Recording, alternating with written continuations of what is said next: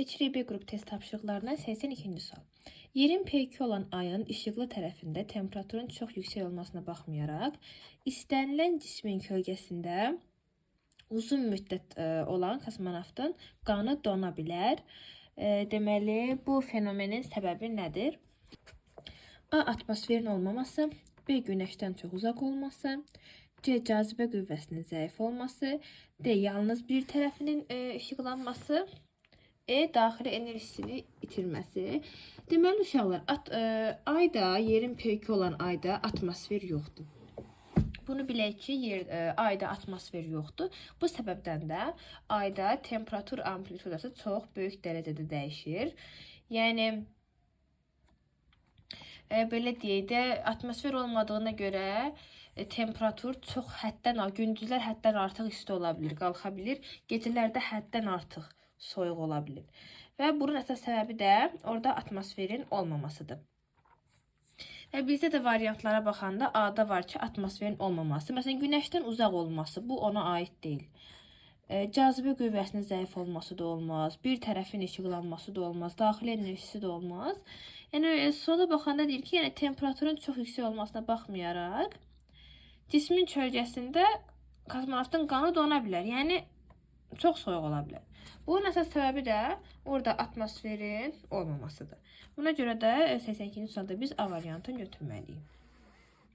83-ə baxırıq. Deməli, verilmiş əlamətlər Günəş sisteminin hansı planetinə aiddir? Karbon qazından ibarət atmosferi var. Yer planetinin qonşusudur. Buna baxanda da yer planetinin qonşusu hansıdır? Bir Veneradır, bir də Marsdır. Yerin qonşuları. Venera ilə Marsı saxlayırıq. Qalanlarını çıxaq. Sonra deyir ki, şərqdə Dan ulduzu və ya Zöhrə adlanır. Dan ulduzu və ya Zöhrə ulduzu Veneraya deyirlər. Bunun səbəbi də onun qırmızı rəngdə görünməsi, səhər sübdən Dan yeri söküləndə qırmızı rəngdə görünməsidir ki, bu səbəbdən Veneraya Dan ulduzu və ya Zöhrə ulduzu deyirlər. P2 də mövcud deyildir. Və Dan ulduzunu görən kimi biz burada Veneranı götürməliyik. 84. Sxemə əsasən peykləri olmayan planetləri müəyyən edin. Deməli, uşaqlar, P2 olmayan deyəndə yerə qədər olanları götürürük.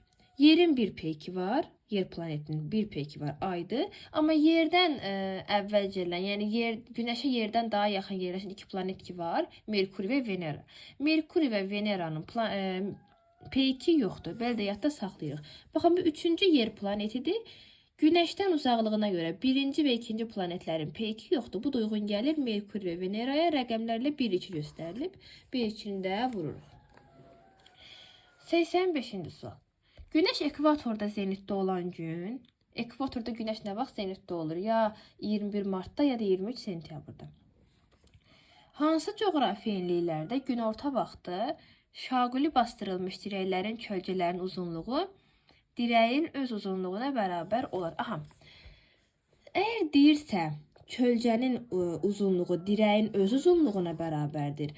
Burada Günəşin 45 dərəcə düşdüyü məntəqələri götürməliyik. Günəş 90 dərəcə zenitdə olur həmin vaxt ekvatorda.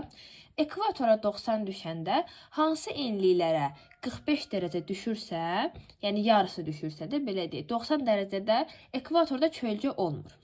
Ümumiyyətlə, ekvator həmin vaxt Günəşin 90 dərəcə düşdüyü məntəqədə kölgə olmur.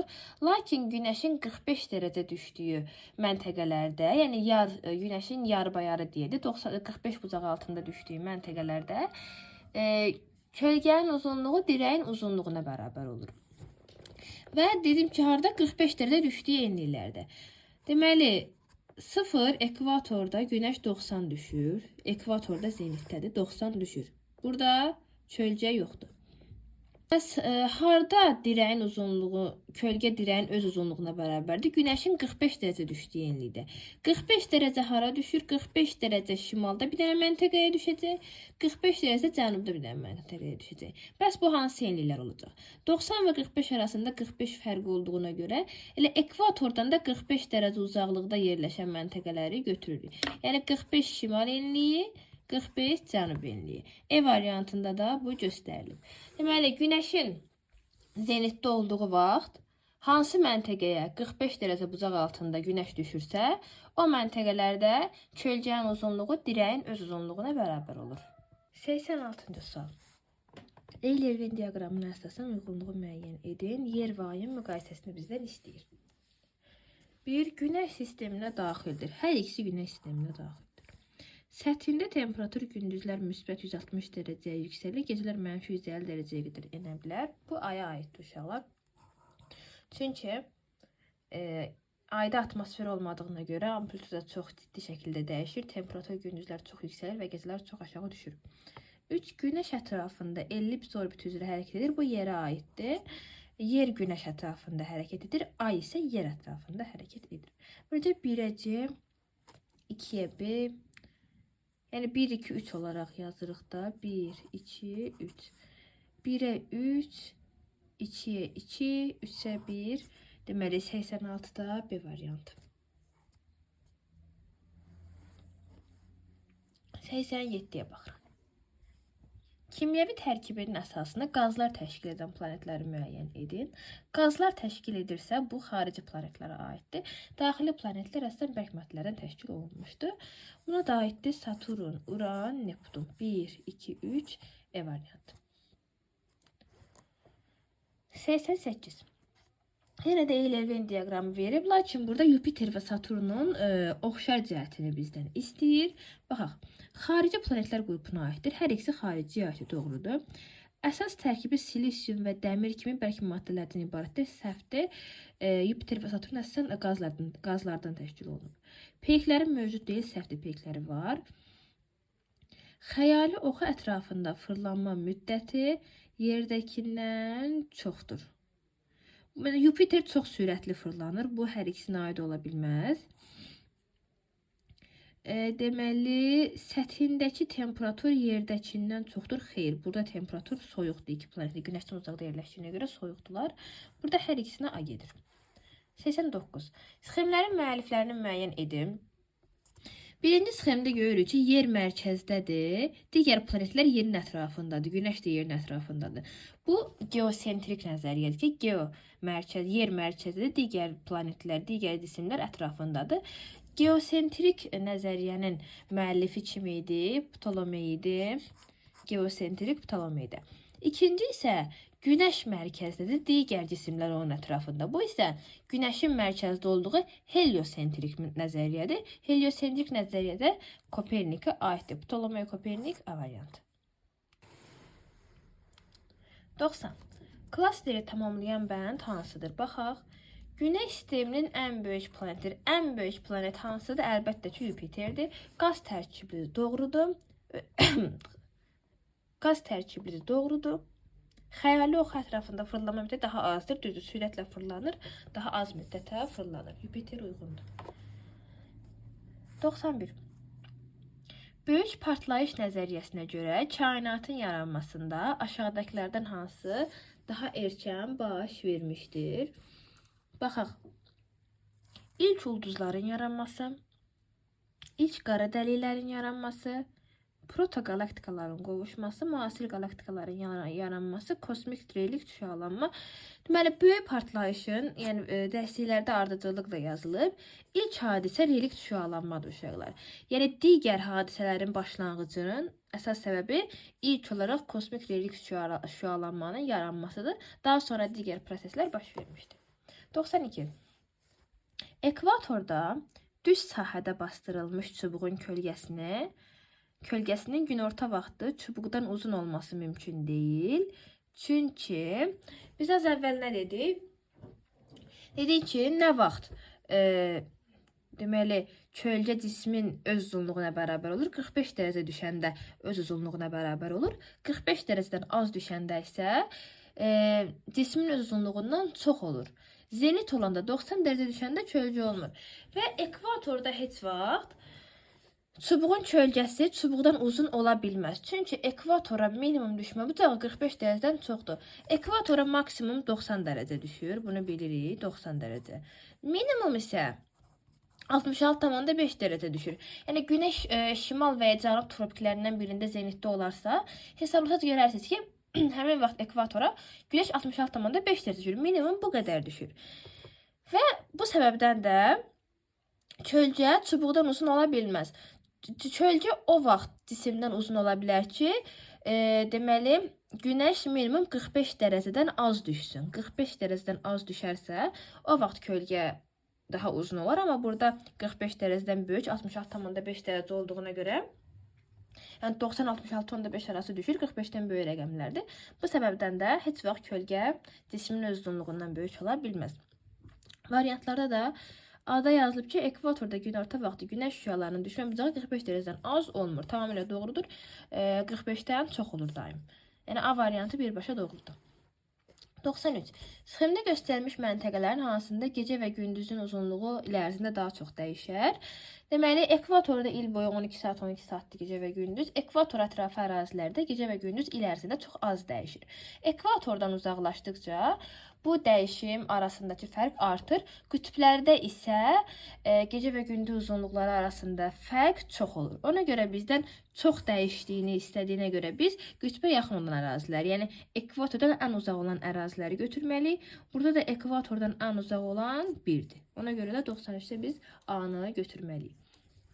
94.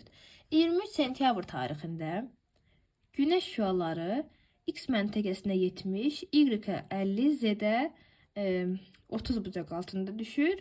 Bunun əsasən cənub yarımkürəsində yerləşən bu məntəqələri ekvatordan cənub qütbünə doğru sıralayın. Gəlin yazaq. Bizə deyir ki, 23 sentyabr tarixində. 23 sentyabr tarixində günəş harda zenitdə olur? Ekvatorda zenitdə olur. 90 dərəcə düşür. Və bizim 3 məntəqəmiz var. X, Y və Z.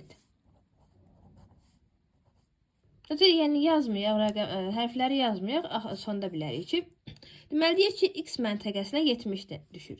Bir dənə X məntəqəsi var, 70 dərəcə bucaq altında düşür. Digərinə 50 düşür. Cənub yarımkürəsində yerləşdiyinə görə bu sıralama ilə gedirəm. Birinə də 30 düşür. Şimaldan cənuba belə düzürəm, çünki düşmə bucağı azalır axı. Baxın, 90 və 70 arasında nə qədər fərq var? 20 dərəcə fərq var. Deməli, bu məntəqə ekvatordan 20 dərəcə uzaqda yerləşir. Ona görə olur 20 cənub enliyi.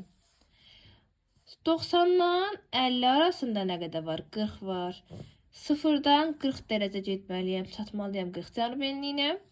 Sonra 30 dərəcə düşmək üçün 90-ın 30 arasında 60 dərəcə fərq var. Deməli, burada da 60 dərəcə olacaq. Ona görə 63 dərəcə cənub enliyi olacaq. Sıralamada da gördüyünüz kimi ekvatora 90 dərəcə düşür. Ekvatordan uzaqlaşdıqca günəş şüalarının düşmə bucağı azalır. Ona görə də 70 ekvatora daha yaxın olacaq, günəşin daha çox düşdüyü. Ekvator ondan cənubda, ən uzaqda isə 30 dərəcə düşdüyü bucaq olacaq günəşin. O da hansı məntəqədə? 60 cənub enliyinə. Beləcə biz müəyyən edirik ki, ekvatorda zenitdə olanda günəş 20 cənub enliyinə 70, 40-a 50, 60 cənub enliyinə də 30 bucaq altında düşür. İndi bunu biz deməli nə dedik? Ekvatordan cənub qütbünə doğru sıralasaq, birinci 70 olacaq, yəni X, sonra 50, Y, ən sonunda Z, 30. X, Y, Z. Baxaq variantlara.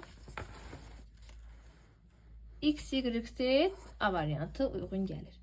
95. Günəş şüaları hansı bucaq altında Bakı şəhərinə düşə bilməz?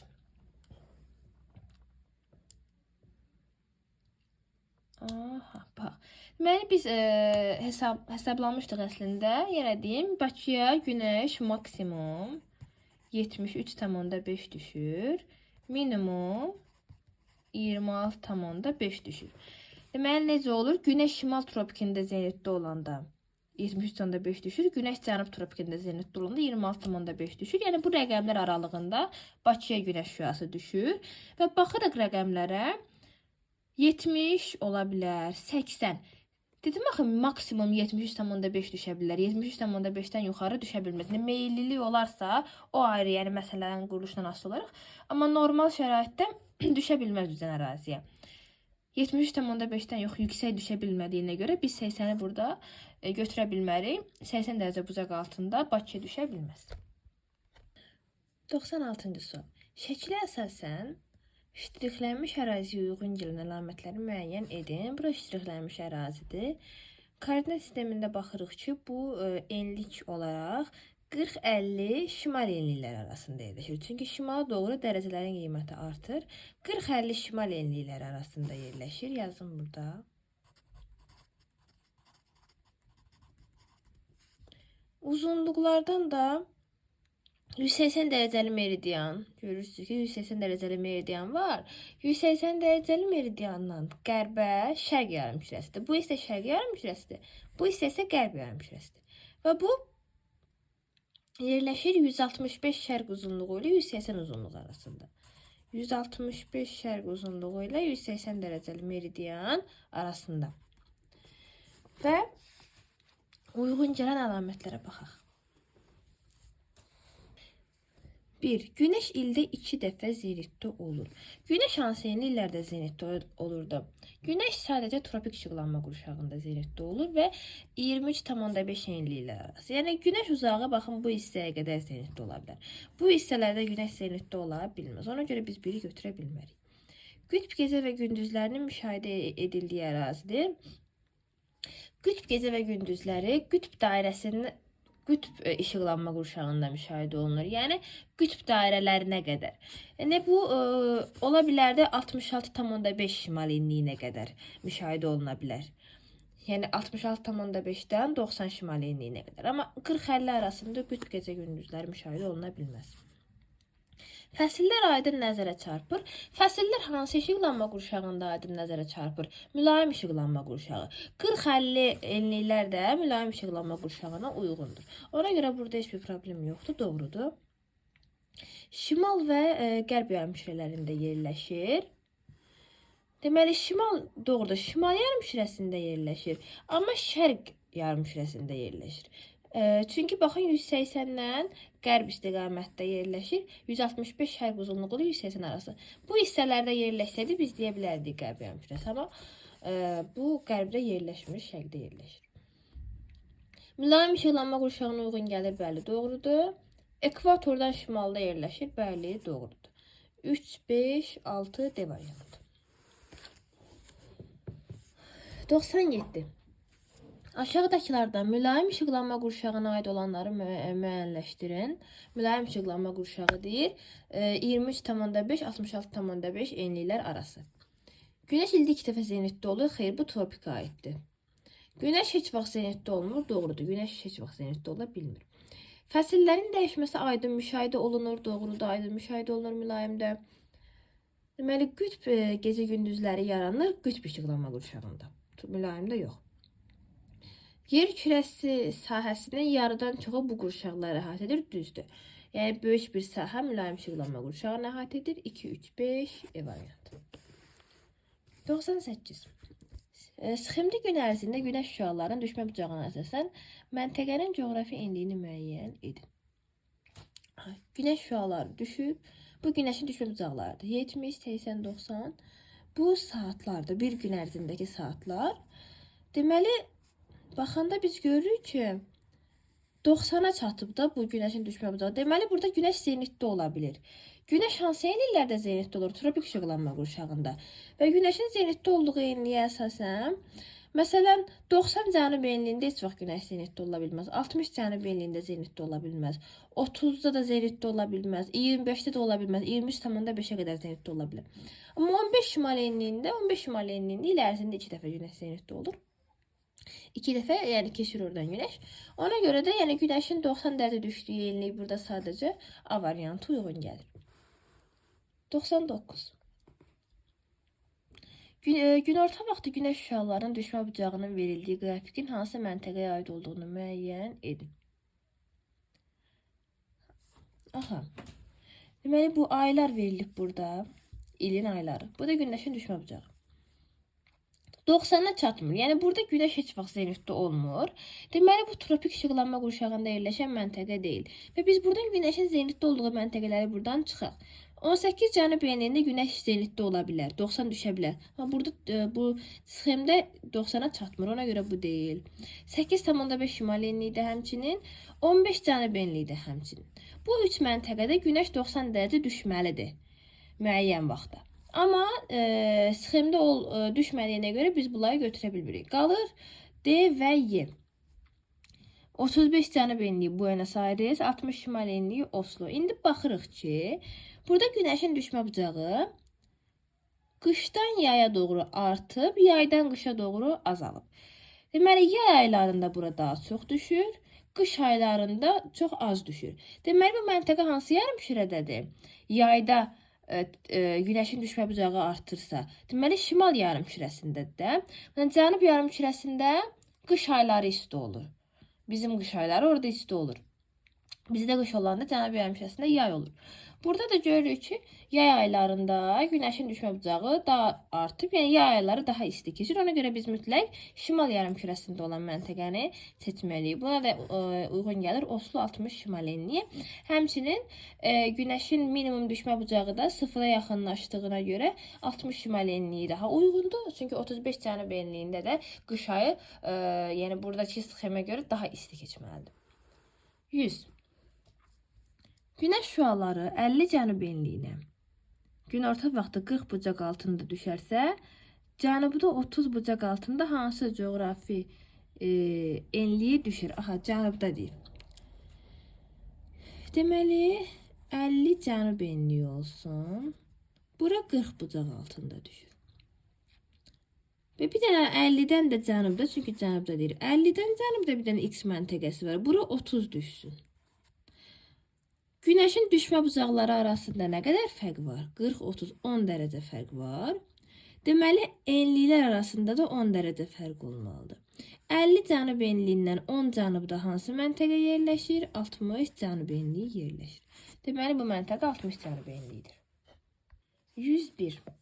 Cədvəldə 22 iyun tarixində şimal yarımkürəsində 5 müxtəlif məntəqə üçün deməli, şimal yarımkürəsinin 5 müxtəlif məntəqəsi üçün günəşin çıxma və batma vaxtları verilib. Buna əsasən hansı məntəqənin daha şimalda yerləşdiyini müəyyən edin. 22 iyun tarixi deyir, yəni yay gündürümündən söhbət gedir. Günəş şimal tropik üzərində zenitdədir. Şimal yarımkürəsi daha çox işıqlanır. Şimal qütbündə qütb gündüzləri baş verir və gündüzün və gecənin uzunluğu ekvatorda 12-12 saat olaraq bölünüb. Lakin ekvatordan şimala getdikcə, şimal yarımkürəsində, yəni ekvatordan şimal qütbünə doğru getdikcə gündüzün uzunluğu burada uzanmalıdır. Gecənin uzunluğu azalmalıdır. Lap şimal qütbündə isə 24 saat gündüz olmalıdır. Və bunun əsasında biz tapırıq. Şimal yarımkürəsindəki çıxma batma vaxtları deyilib. Ən şimalda yerləşən məntəqə deyirsə, biz burada gündüzün uzunluğunun ən uzun olduğu bəndi götürməliyik. Hansı bənddə gündüz daha uzundur, gecə daha qısadırsa, deməli 22 iyun tarixində həmin məntəqə daha şimalda yerləşir. Bir də 5:30-da çıxır, 19:15-də batır. 5:40-da çıxır, 22:05-də batır. Baxın, 10 dəqiqə fərqlə çıxır. Amma hardasa 3 saata yaxın fərqlə batır da. Deməli, 2-də gündüzün uzunluğu 1-dən daha çoxdur. Deməli, 2 daha şimalda yerləşəcək, 1-ə nisbətən. Sonra qalsın, baxaq başqa variantlara. Sonra 6-da çıxır, 21:20-də batır, 2-yə nisbətən burada qısadır. Sonra 4-də 03:40-da günəş çıxır, 22:50-də batır. Aha, burada hardasa bir 19 saata yaxın gündüzün uzunluğudur da. Ona görə əlbəttə ki 4 daha şimalda yerləşir. Fikir verin, biz 2-ni dedik, 5:40-da çıxdı, 22:05-də batdı. Amma bu 3:40-da çıxır, 22:50-də batır. Deməli 4-də gündüz daha uzundur, günəş daha tez çıxır və gec batır. Ona görə də 4 daha şimalda olacaq. 5-ə də baxaq. 6:30-da çıxır, 19:10-da çıxır. Burada qısadır. Yəni gündüzün ən uzun olduğu bu 4-cü məntəqə ən şimalda yerləşir. Günəş tez çıxır, gec batır. Gündüzün uzunluğu çoxdur. Ona görə daha şimalda yerləşir. D variantı. 102. Yaz gecə gündüz bərabərliyi günü üçün səciyyəvidir. Yaz gecə gündüz bərabərliyi uyğun gəlir 21 marta. Deməli, şimal yarımkürəsində qütb gecələri başlayır. Xeyr. Günəş şimal tropik üzərində zenitdədir. Xeyr, günəş ekvator üzərində zenitdədir. Şimal və cənub yarımkürələri bərabər işıqların tamamilə doğrudur. Günəş ekvator üzərində zenitdədir və həm şimal, həm cənub yarımkürələri bərabər şəkildə işıqlanırlar. Cənub yarımkürəsində yaz fəsli, xeyr, şimalda yaz, cənubda payız başlayır. Şimal və cənub qütb dairələri üzərində günəş şüaları düz bucaq altına düşür. Düz bucaq yəni 90 dərəcə deyil. Qütb dairələrinə heç vaxt 90 dərəcə düşə bilməz. 102-də oldu C variantı. 103. Günorta vaxtı günəş şüalarının düşmə bucağının verildiyi qrafikin hansı məntəqəyə aid olduğunu müəyyən edin. Burada baxın, günəşin düşmə bucaqları verilib və aylar verilib. Yay aylarında, yay aylarında günəş daha az düşür. Qış aylarında günəş daha böyük bucaqdan düşür. Qış aylarında günəş daha böyük bucaqdan düşürsə, deməli bu cənub yarımkürəsində yerləşir. Şimal yarımkürəsində qış aylarında qış fəslidir. Hava soyuq olur. Günəş cənub yarımkürəsində zenitdə olduğuna görə bizdə şimal yarımkürəsində günəşin düşmə bucağı aşağı olur.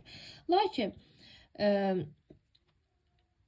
cənub yarımkürəsində deməli qış ayı bizdə qış olanda günəş cənub tropik üzərində zenitdə olduğuna görə 22 dekabr cənub yarımkürəsində qış ayları daha isti keçir. Ona görə biz burada görürük ki, qış aylarında düşmə bucağı yay aylarına görə daha çox olduğuna görə biz burada cənub yarımkürəsinə aid olan məntəqələri saxlamalıyıq. Şimal yarımkürəsinə aid olan məntəqələri silməliyik.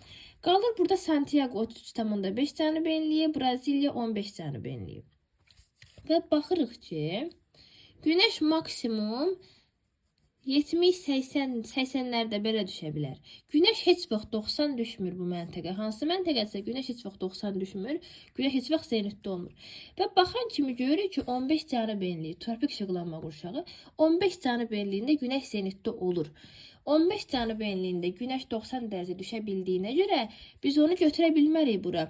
Əgər bu qırmızı xətt 90'a çatsaydı, o halda biz 15 cənub enliyini götürə bilərdik. Lakin bu məntəqədə heç vaxt elə məntəqədir, günəş burada heç vaxt zenitdə ola bilmir. Ona görə də biz 15 cənub enliyini götürə bilmərik. 30,5 cənub enliyi tamamilə uyğundur ki, 33,5 cənub enliyində günəş heç vaxt zenitdə ola bilmir. Oldu A variantı. 104.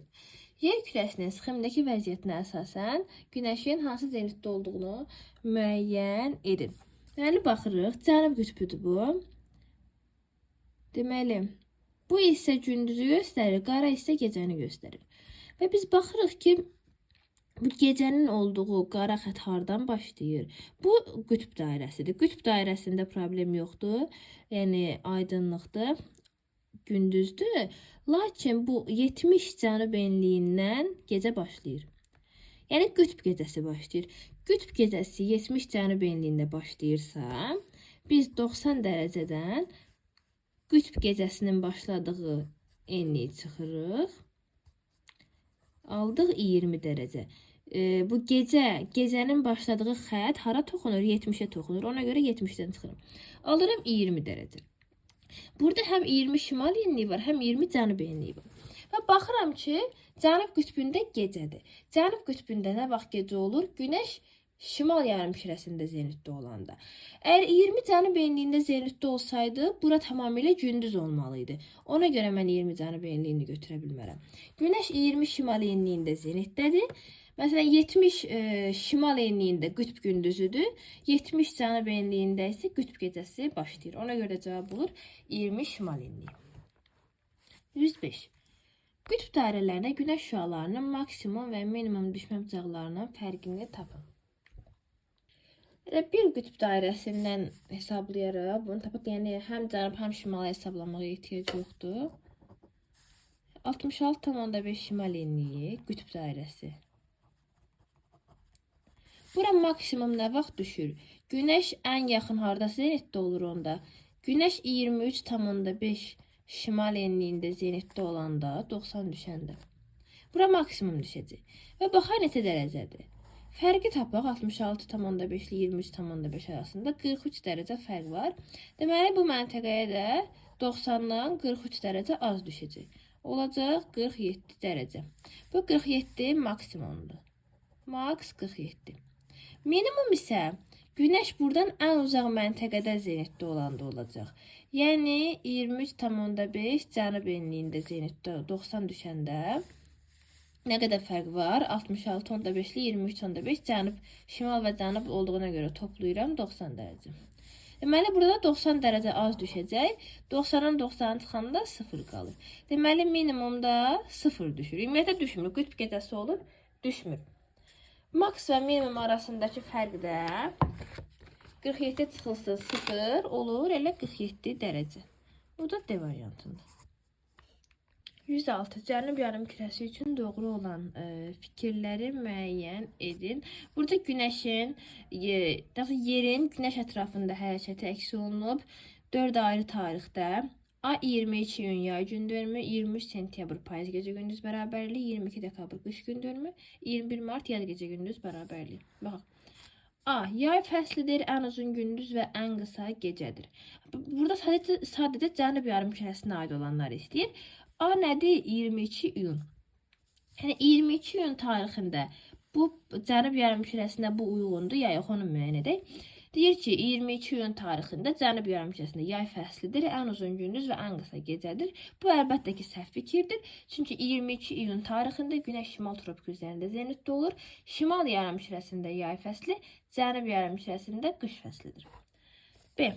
B nədir? 23 sentyabr. Payız gecə gündüz bərabərliyidir. Günəş ekvatorda zenitdədir. Şimalda yaz fəsli, şimalda payız fəsli, cənub yarımkürəsində yaz fəsli. B. Yaz fəslidir, gecə və gündüzün uzunluğu bərabərdir. Bu tamamilə doğrudur cənub yarımkürəsi üçün. 23 sentyabrda şimal yarımkürəsində, yəni bizdə payız fəslidir. Amma cənub yarımkürəsində bunun əksi yaz fəslidir. Gecə və gündüzdəki bərabərdir. C. C nədir? 22 dekabr. Qış fəslidir, ən qısa gündüz və ən uzun gecədir. Bu da səhvdir. 22 dekabr cənub yarımkürəsində yay fəslidir, qış fəsli deyil. D. Uyğun gəlir 21 marta. Payız fəslidir, gecə və gündüz uzunluğu bərabərdir. Doğrudur, 21 martda şimal yarımkürəsində yaz fəsli olsa da, cənub yarımkürəsində payız fəslidir. Ona görə burada B və D, B variantı. 107. Yer kürəsi orbit müstəvisinə 60 meyilli olsaydı, tropik işıqlanma qurşağının şimal sərhədi ilə şimal qütb işıqlanma qurşağının cənub sərhədi arasındakı məsafə 1/30 milyon miqyaslı xəritədə nə qədər olardı? Hal-hazırda, yəni əslində neçə dərəcədir meyilli? Əslində 66,5 dərəcədir. Amma bu deyir ki, meyillilik 60 dərəcə olsaydı. Meyillilik 60 dərəcə olsaydı, qütb dairələri keçərdi 60 şimal enliyi, 60 cənub enliyindən və qütb dairəsi 60-dan meyillilik hardandısa, qütb dairəsi oradan keçməlidir. Qütb dairəsi 60-dan keçsəydi, tropik də olardı 30. Çünki cəmi 90 olmalıdır. Belə müəyyənləşdirdik. Deyir ki, tropik işıqlanma qurşağının şimal sərhədi. Tropik işıqlanma qurşağı olacaqdır 30 şimal və 30 cənub enlikləri arasında. Bura olacaq da tropik. Şimal sərhədi haradır? 30 şimal enliyi. Yəni bura ilə. Şimal qütb işıqlanma qurşağı. Şimal qütb işıqlanma qurşağı da 60-dan başlayardı 90-a qədər. Bu da olacaq da şimal qütb işıqlanma qurşağı. Bu işıqlanma qurşağında cənub sərhədi. Cənub sərhədi də buradır. Şimal sərhədi bura, cənub sərhədi də 60 şimal enliyidir. Bu iki məntəqə arasındakı ən qısa məsafə. Deməli, 30 şimal və 60 şimal enliyi arasındakı ən qısa məsafə 30 dərəcə edəcək. 30 dərəcə neçə kilometrdir? 3330 kilometr. Tapdım ki, bunlar arasındakı məsafə 3330 kilometrdir. Və deyir, xəritədə miqyas nədir? 1 santimetrdə 300 kilometr verib. 30 milyon. Xəritədəki məsafə nə idi? Həqiqi məsafə bölünsün miqyasa. Həqiqi məsafəm 3330 bölək miqyasa 300-ə. Bu da edir 11,1 santimetr. Bu qədər. Tapdıqca xəritədəki məsafə olacaqdır 11,1 santimetr. C variantı. 108. Sxemlərdə fərqli enliklərdəki məntəqələr üçün 21 martda günorta vaxtı şaquli bastırılmış dirəklərin kölgə uzunluqları verilir. Hansı məntəqə ekvatordan daha uzaqda yerləşir? 21 martda Günəş ekvatorda zenitdədir. 21 martda Günəş ekvatorda zenitdə olur və zenitdə olduğu məntəqədə kölgə olmamalıdır. Günəş harda zenitdə olarsa, zenit məntəqəsində kölgə olmamalıdır. Məsələn, baxın, kölgə dirəyin uzunluğu 1 metr, kölgə hanı? Kölgənin uzunluğu yoxdur. Günəş ta burada başın üstündə. Deməli, bu ekvatorun özündə yerləşir. Dedik ki, ekvatorda kölgə yoxdur. Ekvatordan uzaqlaşdıqca kölgənin uzunluğu artır. Yəni, sxemlərdən verilən məntəqə hansı, deməli, hansında kölgənin uzunluğu daha çoxdursa, deməli, o məntəqə ekvatordan daha uzaqdadır. Zenit məntəqəsindən uzaqlaşdıqca kölgənin uzunluğu artır. Və biz bu 4 dənəyə baxanda görürük ki, kölgənin ən uzun olduğu sxem budur. Deməli, bu ekvatordan ən uzaqda yerləşir. 109-a baxaq. Sxemə əsasən ekvatordan cənub qütb dairəsinə doğru gündüzün uzunluğunun dəyişilməsi aşağıdakı qrafiklərdən hansında doğru ifadə olunub? Deməli, ekvatordan cənub qütb dairəsinə doğru gündüzün uzunluğu. Bu sxemə əsasən baxırıq, bu hansı tarixdir? Cənub yarımkürəsi günəşə tərəfdir. Cənub qütbündə qütb gündüzüdür, şimal qütbündə qütb gecəsidir. Deməli, bu 22 dekabrdır da, cənubda yaydır, bizdə qışdır. Şimalda qütb gecəsi, cənubda gündüzdür, cənub yarımkürəsi günəşə tərəfdir. 22 dekabrdır. Və 22 dekabrda cənub yarımkürəsində, yəni cənuba doğru getdikcə gündüzün uzunluğu artır. Bu hissədə 24 saat gündüzdür. Burada 12 saat gecə, 12 saat gündüz hər zaman. Bura doğru gündüzün uzunluğu artır, gəlir çatır 24 saata. Və biz gəlin variantlara baxaq. A variantında nə deyir? 0 dərəcə enlik ekvator, gəlir 66,5 enlik qütb dairəsi, 90 cənub qütbü və gündüzün uzunluqları verilib. 90'a çatanda, 90, yəni 66,5'e çatanda 24 saat gündüz başlayır. Burada problem yoxdur. Lakin biz bura baxırıq, burada nə göstərir? 0 dərəcə enlikdə ekvatorda gündüzün uzunluğunu heç göstərmir, 0 göstərir. Yəni burada bu sxem onu deyir, bu qrafik onu deyir ki bizə həmin tarixdə ekvatorda 24 saat gecə olur, ümumiyyətlə gündüz olmur. Ekvatordan cənub qütbünə doğru gündüzün uzunluğu artır. Bu doğru variant deyil. Nəyə görə? Bu sxem aid olardı əgər başlasaydı, şimal qütbündən başlasaydı. Ekvatorda həmişə 12 saat gecə, 12 saat gündüz olur. Bu sxem buradan başlamalıydı. 0 dərəcə enlikdə ekvatorda hər zaman 12 saat gecə, 12 saat gündüz olur. 22 dekabrda və ekvatordan cənuba getdikcə gündüzün uzunluğu artır. Ekvatordan şimala getdikcə isə gündüzün uzunluğu azalır. 66,5 şimal enliyindən başlayaraq 0 saat gündüz olur, 24 saat gecə olur.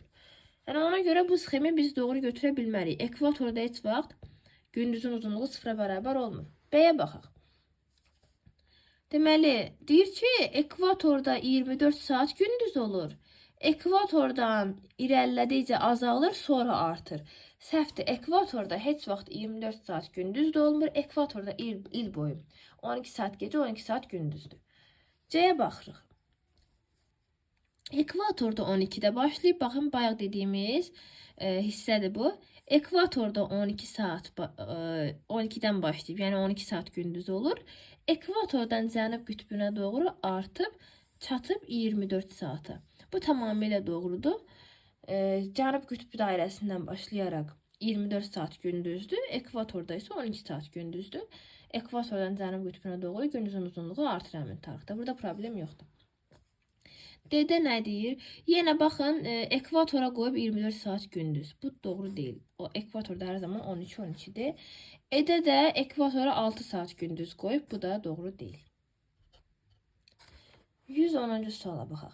Payız gecə gündüz bərabərliyi günü, yəni 23 sentyabrda Günəşin zenitdə olduğu məntəqə ilə Günəş harda zenitdədir?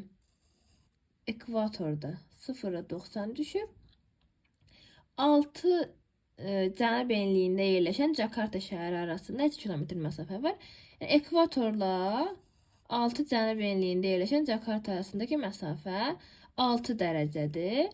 6-nı da vururuq 111-ə, alırıq 666 kilometr C variantı. 111-ci sual. 22 dekabr tarixində aşağıdakı verilmiş 5 məntəqədən hansıları müvafiq olaraq şimal coğrafi qütbündən daha uzaq və ona daha yaxın yerləşir?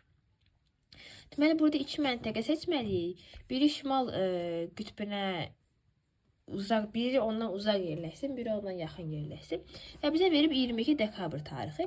22 dekabr tarixində Günəş cənub tropikində zenitdə olur. Cənub yarımkürəsi daha çox işıqlanır. Cənub qütbündə qütb gündüzləri baş verir. Şimalda isə bunun əksidir. Şimal qütbündə qütb gecələridir. 24 saat gecədir. Və şimal qütbünə, qütb dairəsinə yaxın olan ərazilərdə də gündüzün uzunluğu azdır. Ekvatorda 12 saat gecə, 12 saat gündüzdür. Ekvatordan şimal qütbünə doğru gecə və gündüzün uzunluğu azalır, gecənin uzunluğu artır. Və bu halda da daha uzaq deyirsə, deməli, hansında gündüzün uzunluğu daha çoxdursa, o şimal qütbündən daha uzaqda yerləşir. Məsələn, burada 6 saat, 10 saat, 2 saat, 8 və 4 saat verilib. İkinci diaqramda 10 saat daha böyükdür gündüzün uzunluğu. Ona görə bu məntəqə şimal qütbündən daha uzaqda yerləşir. Lakin gündüzün ən qısa olduğu 2 saat olduğu üçüncü məntəqə isə şimal coğrafi qütbünə daha yaxın yerləşir. Burada 2 və 3'ü götürürük biz B variantı.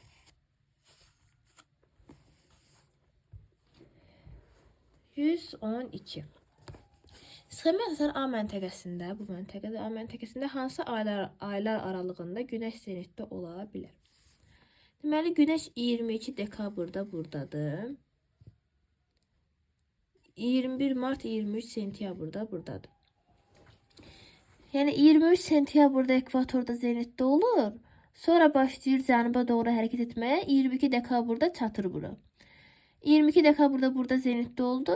Sonra yenə də 22 dekabrdan sonra geri qayıdır. 21 martda yenə burada zenitdə olur. Yəni burada ya oktyabr, noyabr aylarında zenitdə olacaq. Ya da ki yanvar, fevral aylarında belə zenitdə ola bilər. İndi baxaq. Sentyabr, mart deyir. Aha, biz nə dedik? Sentyabrda, 23 sentyabrda burada zenitdə olur. Sonra gəlir dekabrda çatır tropikə. Sonra yenidən geri qaydanda bir dəfə də zenitdə olur. 21 martda çatır bura. Yəni 112-də problem yoxdur, doğrudur. 23 sentyabr və mart arasında bu məntəqədə Günəş zenitdə ola bilir. Mart, iyun deyir. Martdan sonra Günəş şimala doğru hərəkət edir. İyunda çatır bura. Ona görə olmaz. Aprel, iyun yenə eynidir. Yəni şimal yarımkürəsində zenitdə də bu tarixlərdə olmaz. İyun, sentyabr. Deməli, iyunda 22 iyunda şimal tropikində zenitdə olur. Sonra geri qayıdır, çatır 23 sentyabrda bura. Yəni iyun, sentyabr arası yenə burada zenitdə olur. Ona görə olmaz. Aprel, may aylarında yenə də düşmür cənub yarımkürəsində. Sadəcə A variantı uyğundur ki, 23 sentyabrda gəldi, burada zenitdə oldu. Sonra dekabra qədər isə burada zenitdə olur. Çatır dekabrda 23,5 şimal enine. Yenə dekabrda marta qədər isə bu şimala doğru hərəkət edir və bu ərazidə yenə də zenitdə ola bilir. 113. Qrafikdə 21 mart tarixində 5 ayrı məntəqə üçün günəş şüalarının düşmə bucağı verilib günorta vaxtı. Buna əsasən aşağıdakı fikirlərdən hansı doğru deyil? 5 məntəqədir. 21 mart tarixində günəş harda zenitdə olur? Ekvatorda. Bu K məntəqəsinə 90 dərəcə düşür. Deməli bu K ekvatordur. Və K'dan P'yə doğru düşmə bucağı azalır. Yəni ya şimal yarımkürəsinə doğru azala bilər, ya da cənub yarımkürəsinə doğru azala bilər. Bunun fərqi yoxdur. İndi oxuyaq. A. K məntəqəsində il boyu gecə və gündüzün uzunluğu bir-birinə bərabərdir. K dediyi ki 0 dərəcə enlik ekvatordur. Ekvatorda il boyu 12 saat gecə, 12 saat gündüzdür. Bu doğrudur. Yalnız K və L məntəqələri tropik işıqlanma qurşağında yerləşir. K ekvator, bəli, doğrudur. L məntəqəsində 80 dərəcə günəş düşür. 80 dərəcə düşürsə, deməli bu L 20 enlikdə yerləşir ki, yəni 20 yox 10 dərəcə enlikdə yerləşir. Yəni 0-a 90 düşəndə, yəni ekvatora 90 dərəcə düşəndə 80 hara düşür? 10 dərəcə fərq var da, yəni 10 dərəcəyə düşür. Ona görə bu da gəlir şimal tropikinə uyğun gəlir. İndi M məntəqəsinə baxaq. M-ə 70 düşür. 70 hara düşür? 20 dərəcə fərq var 70 və 90 arasında. Deməli 20 enliklər arasında. 20 enliklər arasına isə M 70 dərəcə düşür. Deməli M də tropika aiddir də. Tropiklər 23,5 enliklər arasında daxil. Deməli burada olmalıydı K, L və M. Amma M-i göstərməyib. Ona görə də bu səhv variantdır. Digər məntəqələrdə müqayisədə il ərzində ən uzun gecə P məntəqəsində müşahidə olunur. Doğrudur. Deməli, bu doğrudur. Çünki ekvatordan uzaqlaşdıqca gecənin uzunluğu artacaqdır. Bu doğrudur. Bu olmaz. M məntəqəsində il boyu günorta vaxtı cisimlərin kölgə istiqaməti eyni olur. N-ə 60 dərəcə düşür. Deməli, bu 30 enlikdə yerləşir. 30 enlikdə də 30 şimal enliyində il boyu günəş cənubdan düşür, kölgə şimalda olur. 30 cənub enliyində də il boyu günəş şimaldan düşür, kölgə cənubda olur. Bu da doğrudur. Verilmiş məntəqələrin heç birində qütb gecə və gündüzləri müşahidə olunmur. Ən kiçik bucaqlar 50-yə düşür. Bu da 40 dərəcəli enliyə uyğun gəlir. Orada da qütb gecələri müşahidə olunmur. Bu da doğrudur. B variantı səhvdir. K və L yox, K, L, M olmalıydı tropik işıqlanma qurşağında. 114. Qrafikdə eyni meridian üzərində deməli 4 fərqli məntəqənin 22 iyun tarixində gecə və gündüzün uzunluqları göstərilib. Məntəqələrdən bir-birinə ən yaxın və ən uzaqda yerləşənləri müvafiq olaraq seçin. Deməli, eyni meridian üzərində 4 fərqli məntəqə. Meridian eynidir, amma enliklər fərqlidir. 23 iyun tarixində də Günəş şimal tropikində zirvətdə olur. Şimal qütbündə qütb gündüzləri, cənub qütbündə qütb gecələri olur və şimal yarımkürəsində yerləşən məntəqələrdə gündüzün uzunluğu daha çox olur. Ekvatorda 12 saat gecə, 12 saat gündüz olur. Şimal yarımkürəsində gündüzün uzunluğu çox olur, gecə qısa olur. Cənub yarımkürəsində gecə uzun olur, gündüz qısa olur. Və bir-birinə ən yaxın olanı. 1-ə baxırıq. Deməli, gecə uzundur, gündüz qısadır. Deməli, bu məntəqə cənub yarımkürəsində yerləşir də. Və ekvatordan az da uzaqda yerləşir. Ekvatorda 12-12'dir. Baxın, 3 ekvatordur. Bərabərdir. 12 saat gecə, 12 saat gündüz. Birinci məntəqədə isə gündüz daha qısadır gecədən. Cənub yarımkürəsində yerləşir, amma ekvatordan azca cənubda yerləşir. Çox böyük fərq yoxdur. İkinci məntəqədə gündüzün uzunluğu gəlib çatır ardası 24-20 saata, gecə qısadır. Deməli, bu şimal yarımkürəsində yerləşir və şimal qütbünə yaxın ərazidə yerləşir. Gündüzün uzunluğu çoxdur burada. 4 isə əksidir. Gecənin uzunluğu çoxdur, 20 saatdan çoxdur, gündüz qısadır. Deməli, bu cənub qütbünə yaxın ərazidə yerləşir. Və bizdə deyir ki, ən yaxın və ən uzaqda yerləşənləri. Bir-birinə ən yaxın burada 1 və 3 olacaq. Çünki dedim ki, 1 ekvatora yaxındır, cənub yarımkürəsində ekvatora yaxındır. 1 və 3 ən yaxın olsun. Bu. 2 və 4 isə ən uzaqdır. Görürsünüz, yəni tamamilə əks olan şəkillərdir bunlar. Bu şimal qütbünə yaxın yerləşir. Bu isə cənub qütbünə yaxın yerləşir. Ona görə 2-4'ü də ən uzaq olaraq götürürük. D variantı.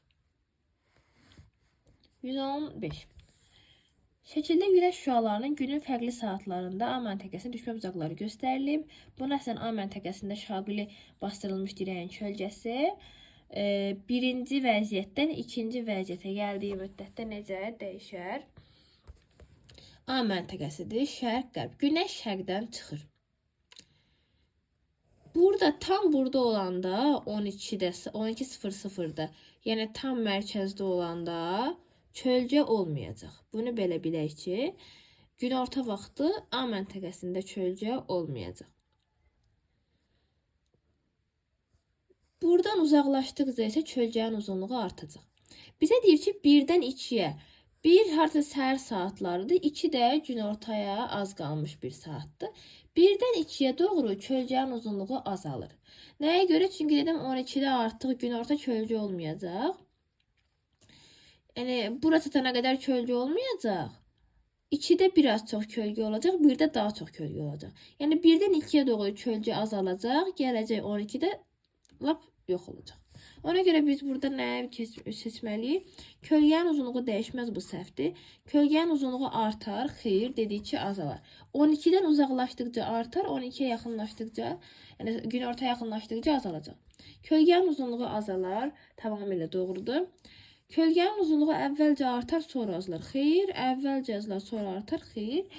Dediyimiz kimi 1-dən 2-yə doğru kölgənin uzunluğu azalacaq. 116. Cədvəldə KLM paralelləri üzərində gecə və gündüzün 22 dekabr üçün uzunluqları verilmişdir. Buna əslən paralel xətlərin uzunluqlarını müqayisə edin. 22 dekabr deyirsə, gecə və gündüz ekvatorda 12 saat 12 saatdır. Cənub qütbünə getdikcə gündüzün uzunluğu artacaq, gecənin uzunluğu azalacaq. Şimal qütbünə getdikcə isə gündüzün uzunluğu azalıb, gecənin uzunluğu artacaq. Baxaq. Gecənin uzunluğu 15, 13, 18 gecə. Gündüz 8, 15. Bu məntəqə şimal yarımkürəsində yerləşir. Çünki baxın, gündüz 8 saat, 10 saat, 5 saat. Ekvatorda 12 saatdır. Ekvatordan cənuba doğru 12-dən çox olmalıdır. Ekvatordan şimal doğru 12-dən azalmalıdır. Deməli, bu məntəqələr şimal yarımkürəsində yerləşən məntəqələrdir. Gecə də 12 saatdan çoxdur. Və gecənin ən uzun olduğu paralel ekvatordan daha uzaqdır. Gecənin ən uzun olduğu paralel şimal qütbünə daha yaxındır. Və bilirik ki, paralellərin uzunluqları da öz kilometrli uzunluqları ekvatordan qütbə doğru azalır. Yəni gecənin ən uzun olduğu ölçü olaraq ən qısa paralel olacaq. Yəni 15, 13, 18 ən qısa gecə 13 saatdır. 13 saat ekvatora yaxındır. Ekvatorda 12 saatdır. Eldə 13 saatdır. Bu ekvatora yaxın olacaq. Yəni ən uzun paralel olacaq. Sonra ekvatordan uzaqlaşdıqca paralellərin uzunluqları azalacaq. Sonra 15 gələcək. Ən qısa da gecənin ən uzun olduğu 18 saat M olacaq. LKM variant. 117-ci sual. Şaqili bastırılmış dirəyin il ərzində günorta vaxtı üçün kölgə uzunluğunun dəyişmə qrafiki verilib. Buna görə dirəyin bastırıldığı məntəqə üçün aşağıdakı fikirlərdən hansı doğrudur? Küləyin uzunluğu verilib, kölgənin uzunluğu verilib. Kölgənin uzunluğu nə vaxt 2 dəfə sıfıra düşür. 21 mart və 23 sentyabrda. Bu o deməkdir ki, bu elə məntəqədir ki, burada həm 21 mart, həm də 23 sentyabrda günəş zenitdə olur ki, kölgə sıfıra düşür. Hansı məntəqə olar? Əlbəttə ki, ekvator olar da. 21 martda da günəş zenitdədir, 23 sentyabrda da günəş zenitdədir və bu iki tarixdə kölgə olmur. İndi biz ekvatora aid olan fikri burada seçməliyik. Qütb gecə və gündüzləri baş verir, səhvdə ekvatorda belə bir şey baş vermir. Ekvator xətti üzərində yerləşir. Tamamilə doğrudur. Qeyd etdik ki, ekvator üzərində yerləşir. Üzərində günəş ildə yalnız bir dəfə zenitdə olur, səhvdə 2 dəfə zenitdə olur. 2 tarixdə 21 mart və 23 sentyabrda. Mülayim işıqlanma qurşağında yerləşir, səhvdə tropik işıqlanma qurşağında yerləşir. Gecə və gündüzün adi növbələşməsi kəskin dəyişir, heç dəyişmir. İl ərzində 12 saat gecə, 12 saat gündüzdür. B variantı oldu. 118-ə baxaq. Cədvəldə 5 müxtəlif məntəqədə 22 iyun tarixi üçün gündüzün uzunluqları verilib. 22 iyunda gündüzün uzunluqları verilib. Aha, 5 dənə ayrı məntəqədə 22 iyunda bilirik ki, şimal yarımkürəsində yay olur. Şimal yarımkürəsində gündüzün uzunluğu daha çox olur. İndi deyir ki, aşağıdakı məntəqələrin hansını müəyyən etmək olmaz. Yerləşdiyi yarımkürə. Məsələn, mən baxıram, görürəm ki, bilirəm ki, ekvatorda həmişə 12 saat gecə, 12 saat gündüz olur və 22 iyun tarixində də şimal yarımkürəsində gündüz 12 saatdan çox olmalıdır. Cənub yarımkürəsində isə 12 saatdan az olmalıdır. Və 20 saat gündüzdür. Cəmi 4 saat gecə olur burada. Deməli, bu şimal yarımkürəsində yerləşir. Mən saata baxaraq müəyyənləşdirdim. Çünki 12 saatdan çoxdursa 22 iyun tarixində bu şimal yarımkürəsində yerləşir də gündüzün uzunluğu. 18 saat yenə şimal yarımkürəsi. 13 saat yenə şimal yarımkürəsi, amma ekvatora yaxındır. Ekvatorda 12 saatdır, bu 3-cü məntəqədə 13 saatdır. 12 saat 10 dəqiqə. Bu da şimal yarımkürəsində ekvator üzərinə düşür. Yəni ekvatordan çox az fərqlə. 11 saat 55 dəqiqə isə cənub yarımkürəsinə düşəcək. Çünki 12 saatdan azdır. Yerləşdiyi yarımkürəni müəyyən etdim. Cisimlərin deməli günorta vaxtı kölgəsinin istiqaməti. Deməli yarımkürəni müəyyən etdimsə, əlbəttə ki, kölgənin istiqamətini də müəyyən eləyə bilərəm də.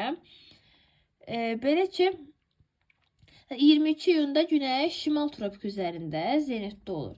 Şimal tropikindən cənubda yerləşən ərazilərdə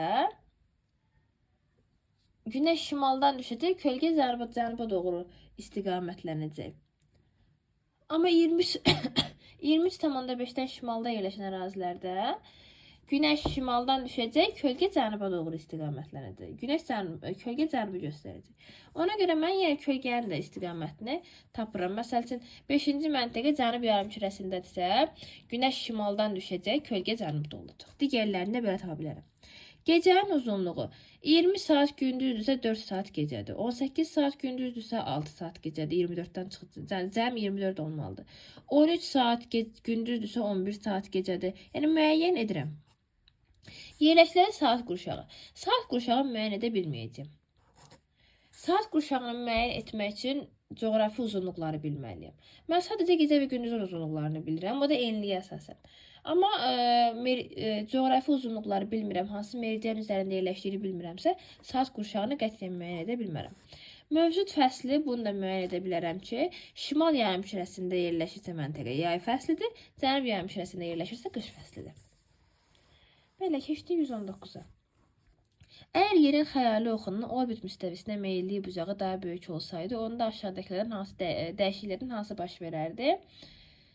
Belə bir sualı biz bu bölmənin əvvəlində işləmişdik. Mən təsvir etmişdim ki, tutaq ki 66,5 meyillidir, 75 olsaydı necə dəyişərdi? Ona görə gəlin baxaq. Daha böyük oldu. Meyilli bucağı daha böyük olsaydı. Yəni eynən belə göstərmişdik ki, məsələn, hal-hazırda 66,5-dir. Bu 66,5 məsələn olsa 70 dərəcə və ya olsa 75 dərəcə. O halda işıqlanma qurşaqlarının sahəsi dəyişərmi, dəyişməzmi və ya necə dəyişər? Burada variantlarda birdə yazılır, tropik işıqlanma qurşağı daha geniş olardı. Məsələn, bu sxema baxaq. Hal-hazırda belədir normalda. 66,5. Tutaq ki, dəyişib olub 75, artıb da. Bizə birdə deyir, tropik işıqlanma qurşağı daha geniş olardı. Tropik işıqlanma qurşağı hal-hazırda yazmışam 47 dərəcədir.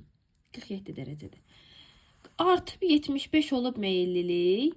Tropiklər keçib 15-dən, düşüb aşağıya tropiklər. 15-dən keçib, tropik işıqlanma qurşağı olub 30 dərəcə.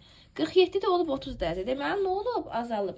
Yəni, meyillilik artarsa, qütb dairələrinin də keçdiyi enliyin dərəcəsi artar. O halda tropiklərin keçdiyi enliyin dərəcəsi azalar və tropik işıqlanma qurşağının sahəsi azalar. Ona görə biz biri götürə bilmərik. Birdə deyir ki, daha geniş olardı. Ona görə götürə bilmərik. 2. Azərbaycanda yay fəsli daha isti olardı. Məsələn, hal-hazırda 23,5-dən düşür. Bakı 40-da yerləşir də, 40 şimal enliyində yerləşir. 23,5-dən zenitdə olur. Amma o artsa, tropikin dərəcəsi aşağı düşəcək axı. Məsələn, düşəcək 15-ə. O halda Bakı ilə tropik arasındakı məsafə artacaq.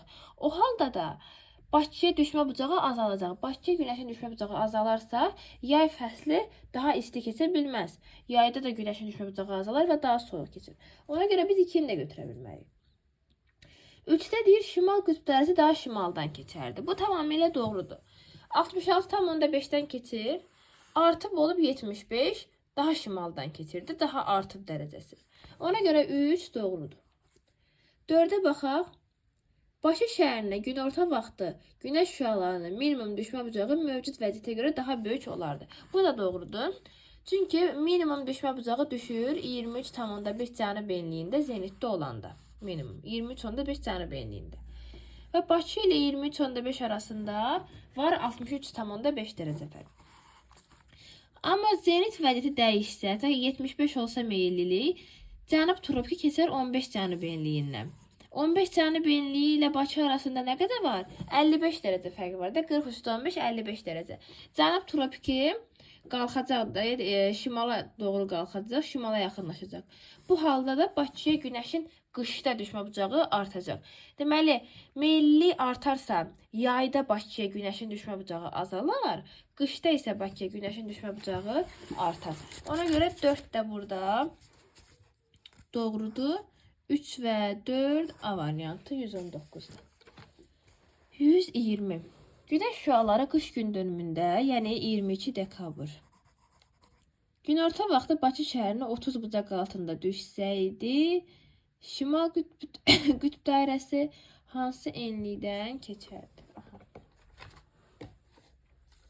Deyir ki, 22 dekabrda Bakıya, Bakı 40 dərəcə enlikdir, hər zaman olduğu kimi.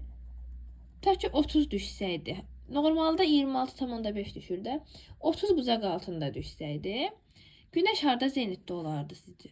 O necə hesablayırıq? Qış gün dönümündə, ta ki bu ekvatordur, bu cənub tropikidir. Cənub tropikinə 90 düşməlidir də, düzdür.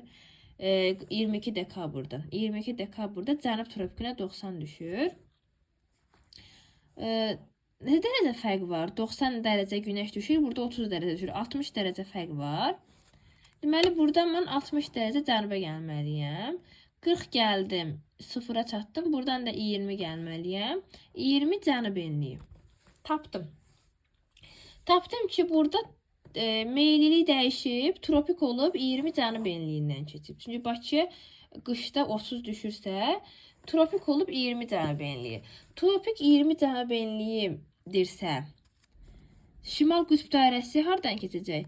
90 ilə 20-nin fərqini tapıram 70. Deməli, qütb dairələri keçir 70-dən. Şimal qütb dairəsi keçəcək 70 şimal enliyindən, cənub qütb dairəsi keçəcək 70 cənub enliyindən. Burada da nə götürürəm? 70 şimal enliyi. 121-ə baxaq. Eyler-Win diaqramı verilib. Yay və qış gün dönümlərini müqayisə etməliyik. Bir ekvator üzərində günorta vaxtı günəş 66,5 bucaq altında. Bu hər ikisinə gedir. Hər ikisində həm 23,5 şimal enliyində zenitdə olanda da ekvator 66,5 düşür. 23,5 cənub enliyi olanda. Şimal yarımkürəsində yay fəsli. Bizdə nə vaxt yay fəslidir? Yay aylarında. Yay gün dönümündə, yəni burada 1-dir. 2 yay gün dönümündə şimal yarımkürəsində yaydır. Şimal yarımkürəsində qış fəsli bu qış gün dönümünə gedir. Cənub yarımkürəsində yaydır, qış gün dönümündədir. Bizdə qışda, cənubda yaydır. Cənub yarımkürəsində qışdır. Yəni şimalda yay olanda cənub yarımkürəsində qış olur. 1-ə 2 5, 2-yə 3 4, 3-ə də 1 C variantı. 122. 21 mart tarixində günorta vaxtı günəş şüaları A məntəqəsinə 70, B-yə 50, C-yə 30 bucaq altında düşür. Bunun əsasən şimal yarımkürəsində yerləşən bu məntəqələri cənubdan şimala doğru sıralayın. Baxaq.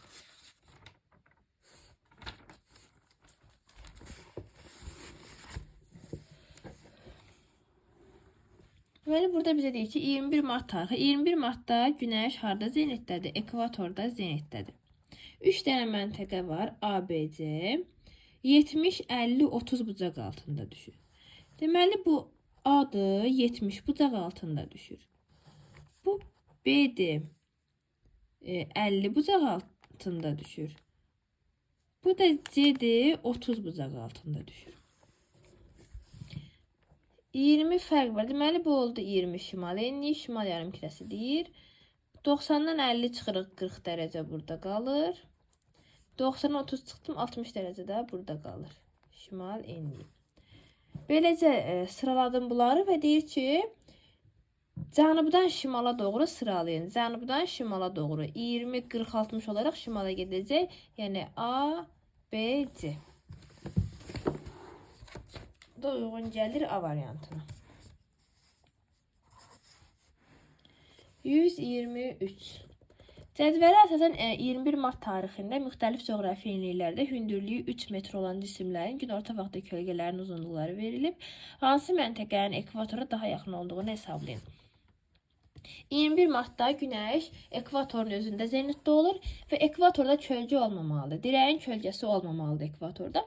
Ekvatordan uzaqlaşdıqca kölgənin uzunluğu artacaq. Və burada da kölgənin uzunluğunun ən qısa olduğu ekvatora yaxın olacaq. Çünki ekvatorda dediyi ki, kölgə yoxdur. Yəni, məsələn, burada 2,60, 3,50, 1,10, 90 metr, 0,30 metr. Baxırıq 0,30 metr ən az kölgədir. Yəni, bu ekvatordan azda uzaqda yerləşir. Ekvatora yaxındır ki, kölgəsi də azdır. Ona görə də biz burada 5-i mütləq götürməliyik. 124-cü sual.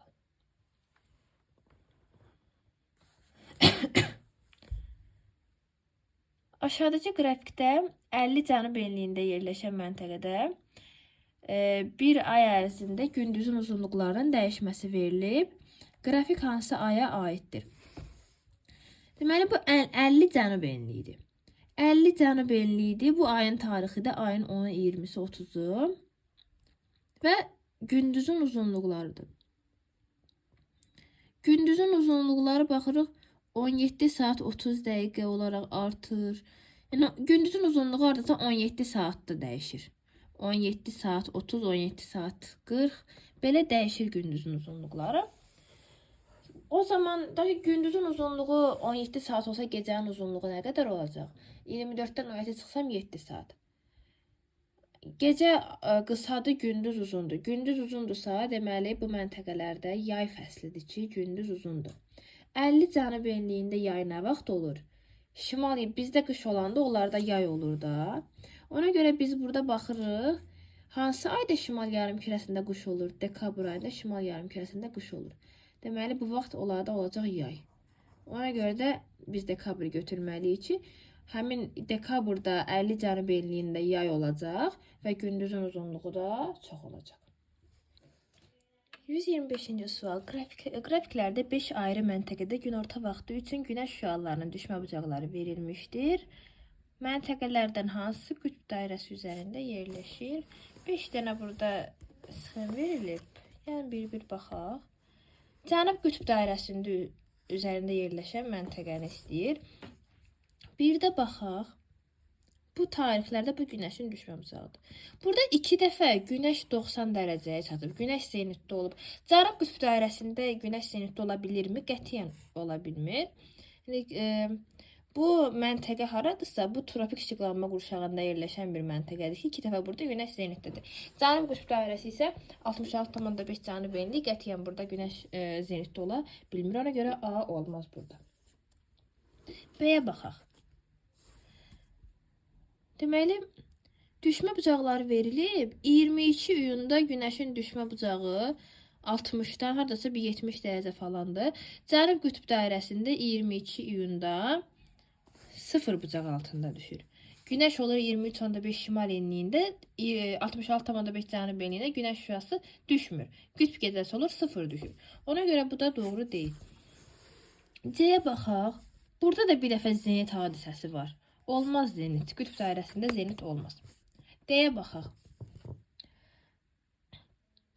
Burada günəşin düşmə bucağı 22 dekabrda 0-a düşüb. 22 iyunda isə haradasa bir 30-40 dərəcəyə qədər çatıb. Bu, şimal yarımkürəsində yerləşən bir məntəqədir ki, yayda günəş şüasının düşmə bucağı artıb, 22 dekabrda 0-dır. Bu, şimal qütbünə aid olan ərazidir. Olmaz. E-yə baxaq. Deməli 22 iyunda Günəş sıfıra çatıb.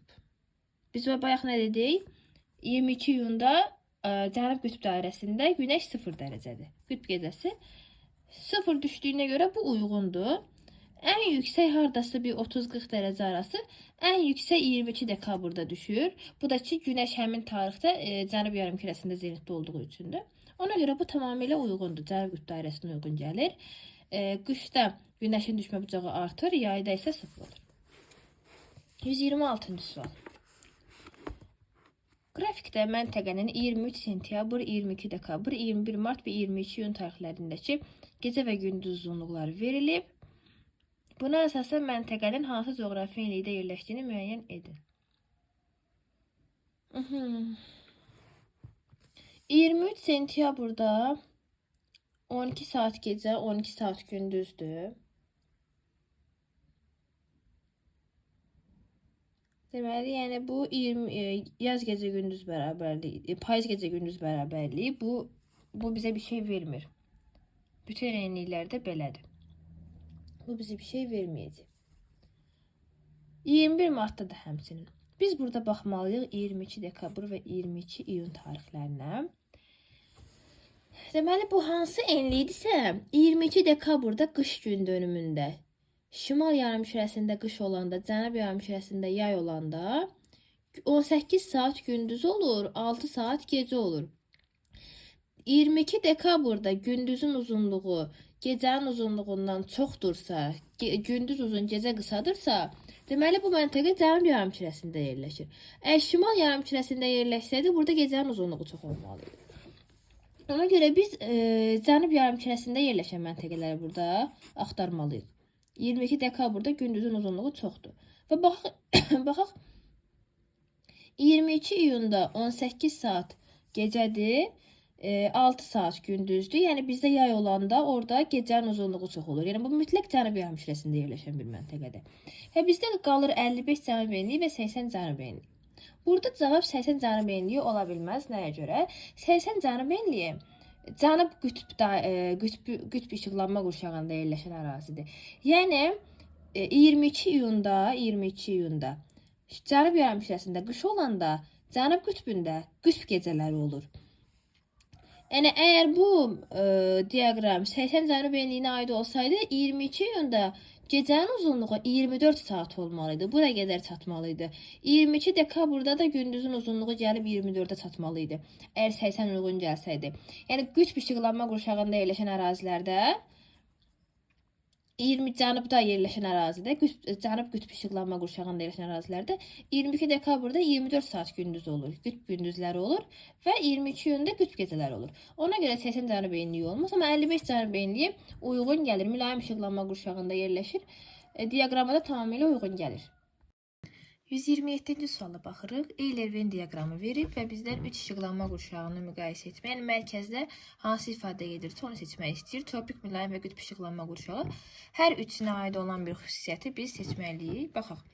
Günəş ildə 2 dəfə zenitdə olur. Bu sadəcə tropik işıqlanma qurşağına aiddir. Gecə və gündüzün adi növbələşməsi pozulur. Pozulursa bu qütb işıqlanma qurşağına aiddir. Sadəcə qütbə aiddir. Bütün fəsillər müşahidə olunur. Bu mülayimə aiddir. Avrasiya materikində yerləşir. Avrasiya materiki yerləşir. Deməli, Avrasiyanın tropik işıqlanma qurşağı da orada var. Mülayim də var. Qütb işıqlanma qurşağı da var. Avrasiya materikində hər üç işıqlanma qurşağı var. Ona görə D variantı gedəcək. Yerin coğrafi qütblərdə sadəcə qütb işıqlanma qurşağında yerləşir. 28. Yerə bastırılmış şaquli dirəklərin günorta vaxtı kölgə uzunluğunun il ərzində dəyişdiyi qrafiklərdən hansını Bakı şəhərinə aid etmək olar? 5 dənə qrafik verilib və hər birində tarixlər, günəşin zenitdə olduğu tarixlər var burada.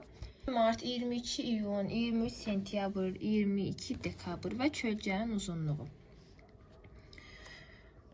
Bu da kölgənin uzunluğudur. A-da baxırıq. Deməli, deyir ki, burada 22 iyunda kölgə 0 olub burada. Kölgə nə vaxt 0 olurdu? Kölgənin 0 olması üçün həmin ərazidə günəş zenitdə olmalıdır. Günəş zenitdə düz bucaq altında düşməlidir ki, orada kölgə olmasın. Bakıya 22 iyunda günəş 90 dərəcə düşür. Xeyr, zenitdə olmur. Bakıda ümumiyyətlə heç vaxt günəş zenitdə ola bilmir, mülayim işıqlanma qurşağında yerləşdiyinə görə. Ona görə də çölcə heç vaxt 0 ola bilməz Bakıda. Düzdür, 22 iyunda çölcə qısa olar, qısa olacaq. Amma heç vaxt 0 ola bilməz. Ona görə A deyil.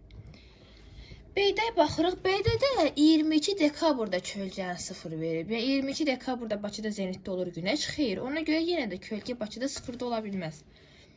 Baxaq digərlərinə. C variantında deməli 21 mart, 23 sentyabr çölcə verilib, o heç. Baxırıq 22 iyun və 22 dekabra. Məntəqədə günəşin maksimum düşmə bucağı olduğu vaxt, yəni həmin əraziyə maksimum düşəndə çölcə daha qısa olur. Minimum düşəndə çölcə daha uzun olur.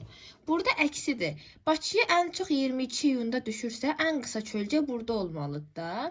Ən uzun çölcə burada olmalıydı. Amma burada əksinə verib. 22 iyunda ən uzun çölcəni verib. 2 metrə, 2 metr. Amma 22 dekabrda ən qısa çölcəni verib. Ona görə bu da səhvdir. Yəni 22 iyun və 22 dekabr tarixləri belə olmamalıydı burada. Əksinə olmalıydı. 22 iyunda çölcə qısa olmalıydı. 0-da olmaz, zenitdə olmur deyə, amma qısa olmalıydı. D-yə baxaq. Burada 23 sentyabr, 21 mart eynidir, problem yoxdur. 22 iyunda baxın çölcənin hündürlüyü qısa verilib. Nəyə görə? Çünki həmin vaxt Bakıya maksimum günəş düşür, 73,5 dərəcə düşür də, səhv eləmirəmsə. Yəni maksimum düşdüyünə görə, çox düşdüyünə görə çölcə qısadır. Amma 22 dekabrda 26,5 dərəcə düşəcək də, çox az düşəcək. Ona görə də çölcə uzun olmalıdır. Ona görə də variantı doğrudur bizdə. Minimum düşmə vaxtı kölgənin uzunluğu çox olacaq, maksimum düşən vaxtı kölgənin uzunluğu qısa olacaq. E-yə də baxsaq, 2 dəfə burada kölgə 0 olub, bu səhvdir. Dedik ki, Bakıda heç vaxt kölgə 0 ola bilməz. 129. Aşağıdakı elliklərdən hansında 21 mart günü günorta vaxtı günəş şüalarının düşmə bucağı ilə qütb ulduzunun görünmə bucağı bir-birinə bərabər olar. Qütb ulduzu bilirik ki, enliyi harda yerləşirsə o dərəcədə də görünür. Cənub yarımkürəsində görünmür, şimalda görünür. 15-ə 15 dərəcə görünür, 20-də 20 dərəcə, 55-də 55 dərəcə, 45-də 45 dərəcə, 60-da 60 dərəcə qütb ulduzu görünür. İndi həmin vaxtda günəşin düşmə bucaqlarına baxaq. Deməli, 15 şimal enliyinə 21 martda nə qədər düşəcək? Məsələn, 0-a 90 düşür, yazaq ki, 0-a 90 düşür həmin tarixdə. 15 şimal enliyinə nə qədər düşəcək? Burada 15 dərəcə fərq var. 90-dan 15 çıxsam, 75 dərəcə.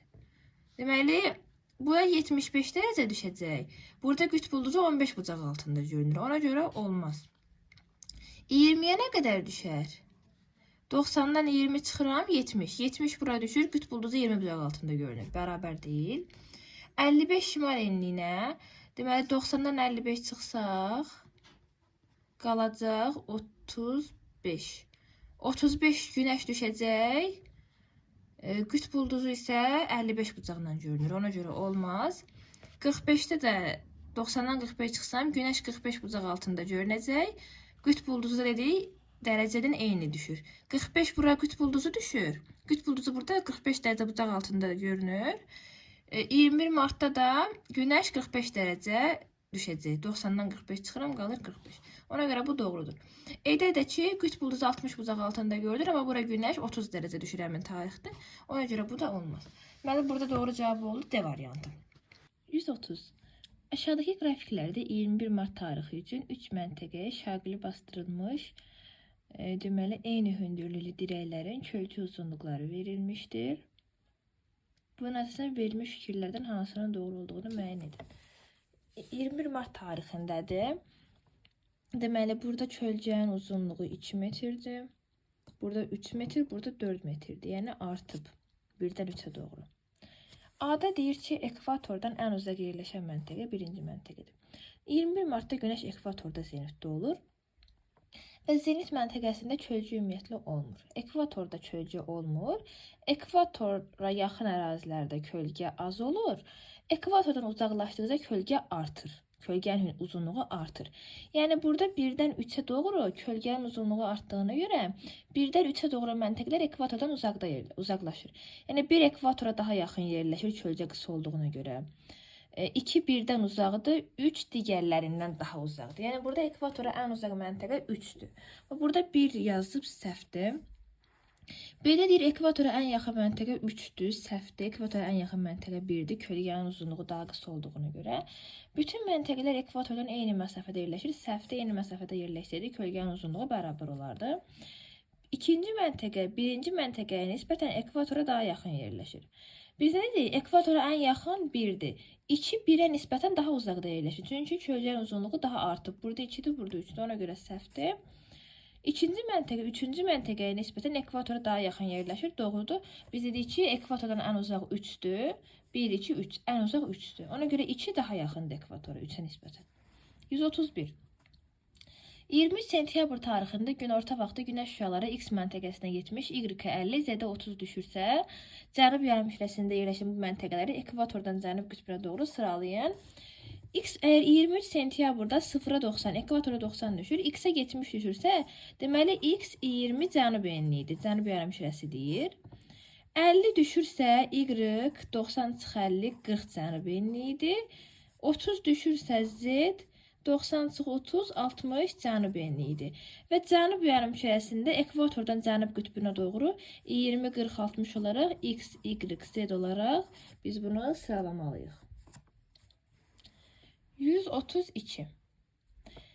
Şəkildə günəş şüalarının günün fərqli saatlarında A məntəqəsinə düşmə bucaqları göstərilmişdir. Bunun əsasən bu məntəqəyə şaquli bastırılmış dirəyin kölgəsinin günəşin hansı vəziyyətində daha qısa olduğunu müəyyən edin. Bu günəşin gün ərzində müxtəlif saatlardakı vəziyyətidir. Burada biz nəyə baxırıq? Deməli, kölgə nə vaxt olmur? Günorta vaxtı. Günəş müşahidəsinin başının üstündə olanda 12:00-da günorta. Yəni burada olanda kölgə olmur 12:00-da. Lakin buradan uzaqlaşdıqca kölgənin hündürlüyü, kölgənin uzunluğu artır. Və bizə deyir ki, kölgə harda daha qısadır, nə vaxt daha qısa olacaq? Əlbəttə ki, günortaya yaxın vaxtda daha qısa olacaq. Bu da hansı məntəqədir? 3-cü məntəqə. 133. Yer kürəsinin sxemdəki vəziyyətinə əsasən coğrafi enliklərdən hansında gündüzün uzunluğu daha çoxdur. Burada baxırıq ki, cənub qütbündə gecədir. 66,5 cənub qütb dairəsi. Deməli, cənub qütbündə gecədirsə, deməli bu hansı tarixdir?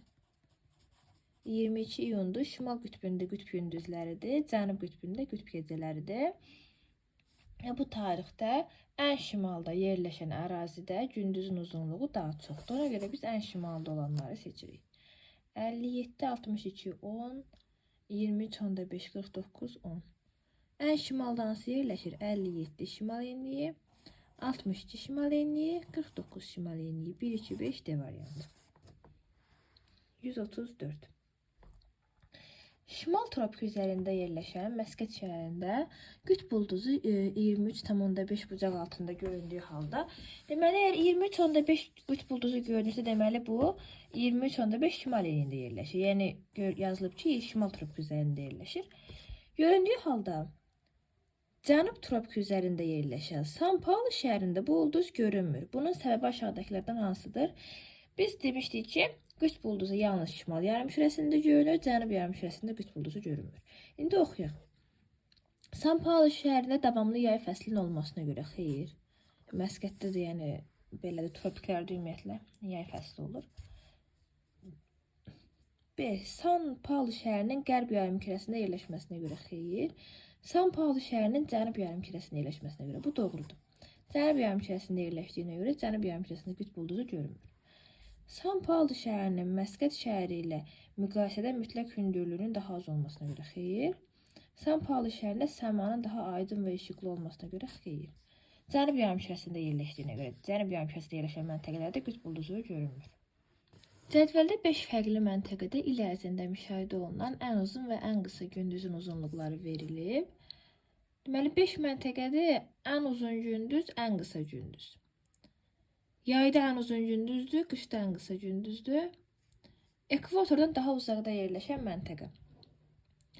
Və ekvatorda biz bilirik ki, il ərzində 12 saat 12 saat olur. Ona görə də yəni bu 12-yə ən yaxın olanlar ekvatora yaxın yerləşir. Amma hansında ki, gecə və gündüzün arasında ciddi fərq var, o ekvatordan daha uzaqda yerləşir. Yəni ekvatordan uzaqlaşdıqca gecə və gündüz arasındakı fərq də artır və biz burada baxırıq 12 saat 10 dəqiqə, yəni ekvatora bu yaxındır da bu məntəqə. 16 saat 20 dəqiqə artıq 12-dən çoxdur bu. 4 saat çoxdur. Deməli bu məntəqə ekvatordan uzaqda yerləşir. 13 saat 10 dəqiqədə ekvatora, yəni 1-dən uzaq yerləşir, amma məsələn 2-dən yaxın yerləşir ekvatora. 14-də, yəni sıra biz ekvatordan uzaqlığa doğru sıralasaq saatlara əsasən, ən yaxın 1 olacaq, sonra 3 olar, sonra 4 olar, sonra 2 olar, sonra 5 olar. Saatlara əsasən ekvatordan uzaqlaşdıqca bu gecə və gündüz arasındakı fərq də artır. Ona görə ekvatordan ən uzaq yerləşən də 5-ci məntəqə olacaq, E variantı. 136. Gündüz saat 12:00-da günəş üfüqdən cənub tərəfdə olarsa, qnomonun kölgəsi hansı tərəfə yönələr? Deməli, günəşin düşdüyü tərəfin əksinə yönələcək. Yəni günəş cənubdan düşürsə, kölgə şimala yönələcək. Günəş şimaldan düşürsə, kölgə cənuba yönələcək. Günəş cənub şərqdən düşürsə, kölgə şimal qərbdən yönələcək. Yəni ona görə də günəşin əks istiqaməti olan cənubun əksi şimalı biz burada götürürük. 137-ci sual. Cədvəldə 22 iyun tarixində K və L məntəqələrində gecənin və gündüzün uzunluqları verilmişdir. Buna əslən hansı fikrə gəlmək olmaz? Baxaq. Deməli, məntəqələr eyni yarımkürədə yerləşirlər. Hər ikisi cənub yarımkürəsində yerləşir. Şimalda yerləşə bilməz dedik, çünki 12 saatdan çox olmalıdır. 22 iyun tarixində. Məntəqələr şimal yarımkürəsində yerləşmirlər. Doğrudur. K məntəqəsi L məntəqəsinə nəzərən ekvatora daha yaxın yerləşir. Ekvatorda hər zaman 12 saat gecə, 12 saat gündüzdür. Və ekvatordan uzaqlaşdıqca bu fərq artır. Məsələn, 22 iyun tarixində yay gündönümündə şimal yarımkürəsində gündüzün uzunluğu daha çoxdur. Cənub yarımkürəsində qısalır da. Ekvatordan cənub qütbünə doğru gündüzün uzunluğu qısalır. 9-10 hansı uzundur? L. Deməli, L ekvatora daha yaxındır, sonra gələcək K. Sonra geri-gedə olacaq 8 saat, 7 saat, ta 0 saata qədər düşəcək, cənub qütbündə 24 saat gecə olacaq. Və bu cədə nə deyir? K məntəqəsi L məntəqəsinə nəzərən ekvatora daha yaxın yerləşir. Əslində isə L K-ya nəzərən ekvatora daha yaxın yerləşir. Bu səhvdir. Ona görə biz bunu götürürük. D-yə baxaq. L məntəqəsi K məntəqəsinə nəzərən cənub qütbündən daha uzaqda yerləşir. Doğrudur, K cənub qütbünə daha yaxın yerləşir. Məntəqələr eyni enlikdə yerləşmirlər. Doğrudur, fərqli enlikdə yerləşirlər. 138-ə baxaq. Qrafiklərdə 5 ayrı məntəqədə günorta vaxtı üçün günəş şüalarının düşmə bucaqları verilmişdir. Məntəqələrdən hansı ekvator ilə şimal tropik arasında yerləşir? Baxaq. Deməli, 5 ayrı məntəqəni verib, hansı ekvator ilə şimal tropik arasında yerləşir? Ekvatorla şimal tropik arasında yerləşirsə, deməli, burada günəş zenitdə olur.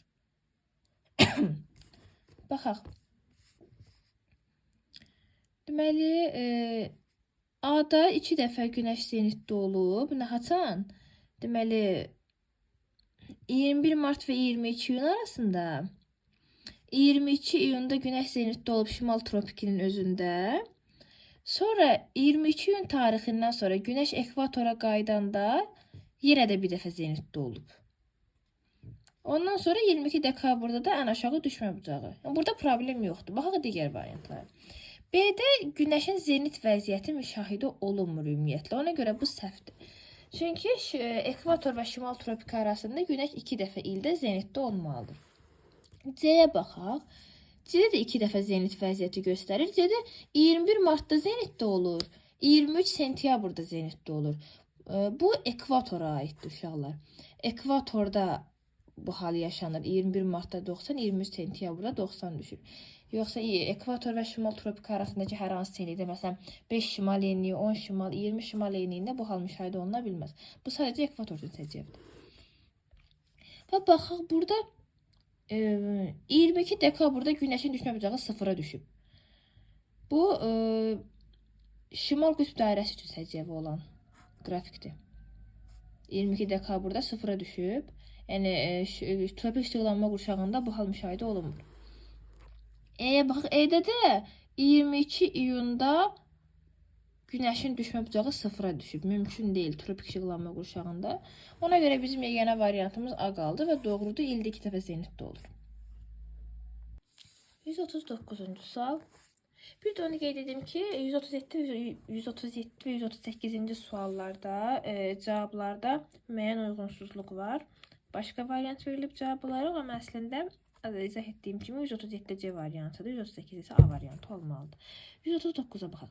Payız gecə gündüz bərabərliyi günündə Bakıda günorta olanda hansı coğrafi uzunluqlarda uyğun olaraq gecə yarı, sübh və deməli axşam çağıdır. Yəni biz meridianları qeyd eləyək. Bakını deyirdək, 40 şimal enli, 50 şərq uzunluğu. Meridianları qeyd eləyək və ona əsasən də taparıq. Söhbət gedir payız gecə gündüz bərabərliyindən. Yəni 23 sentyabrdan 23 sentyabrda Bakı 40 şimal enliyi, 50 şərq uzunluğu. Bu Bakıdır. Bakıda deyir ki, gün ortadır. Yəni Bakıda saat 12:00-dır, gün ortadır. Bir deməli, harda gecə yarı olar? Gecə yarı saat neçədir? Gecə 12:00-dır da, yəni 24:00 gecə yarıdır. 24 ilə 12 arasında neçə saat fərq var? Deməli, bizə gecə yarı lazımdır. Neçə saat var? 12 saat fərq var. 12 ilə gecə 12 arasında 12 saat fərq var.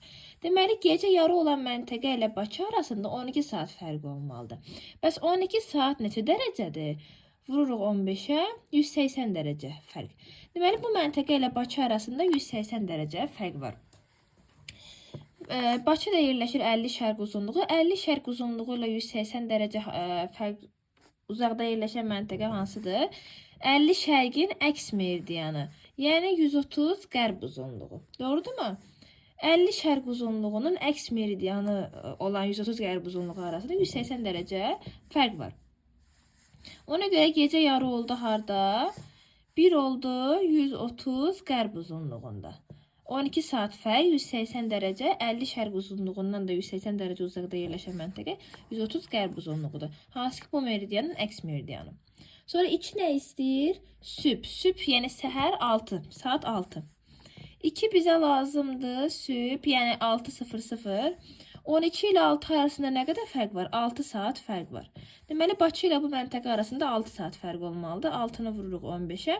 Yer öz ətrafında 1 saata, yox, 1 saata 15 dərəcə döndüyünə görə biz həmin arada olan saat 15-ə vururuq. 6-nı 15-ə vuranda 90 dərəcə eləyir. Deməli, 90 dərəcə irəlidədir, yoxsa geridədir? Onu necə tapırıq? Bakıda günorta olanda, əgər səhər deyirsə, deməli, məntəqə ondan qərbdə yerləşir. Deməli, Bakıda günorta olanda, Bakıdan şərqdə yerləşən məntəqələrdə artıq günorta sonra axşamdır. Bakıdan qərbdə yerləşən məntəqələrdə isə hələ səhər saatlardır. Ona görə biz Bakıdan 90 dərəcə fərqdə yerləşən bir qərb məntəqəsini götürməliyik. Deməli, 50 şərq uzunluğundan 50 gəlib 0-a çatırıq. 90 getmək üçün 40 da getməliyik. 40 qərb uzunluğu. Deməli, 2 oldu 40 qərb uzunluğu. Bir də izah eləyirəm. Səhər saat 6 olduğuna görə 12 ilə 6 arasındakı fərq 6 saat edir. Bu da 90 dərəcəli fərqə bərabərdir. 50 şərq uzunluğundan 90 dərəcə qərbdə yerləşən məntəqəni tapdıq. Nəyə görə qərbdə? Çünki şərqdə yerləşən məntəqələrdə artıq günortanı keçib. Səhər isə qərbdədir hələ. Ona görə biz 2-ni tapdıq, 40 qərb. 3 nə istəyir? Axşam. 18:00. 18 ilə 12 arasında yenə 6 saat fərq var. Bunu 15-ə vursam yenə 90 dərəcə eləyir. Lakin artıq 90 dərəcə qərbdə yerləşən məntəqəni götürməliyəm. Çünki axşam deyir, artıq sonradır, daha irəlidədir. Ona görə də 50 şərq uzunluğundan 90 şərqə getsəm, çatıram 130 şərq uzunluğuna. Yoxsa 140 şərq uzunluğuna. 50 üstə 90 edir. Gəldim çatdım 130 şərq uzunluğuna. Deməli Bakıda günorta olanda gecə yarı olur 130 qərb uzunluğunda. Sübh olacaq 40 qərb uzunluğunda. Axşam olacaq 140 şərq uzunluğunda. Baxaq variantlara.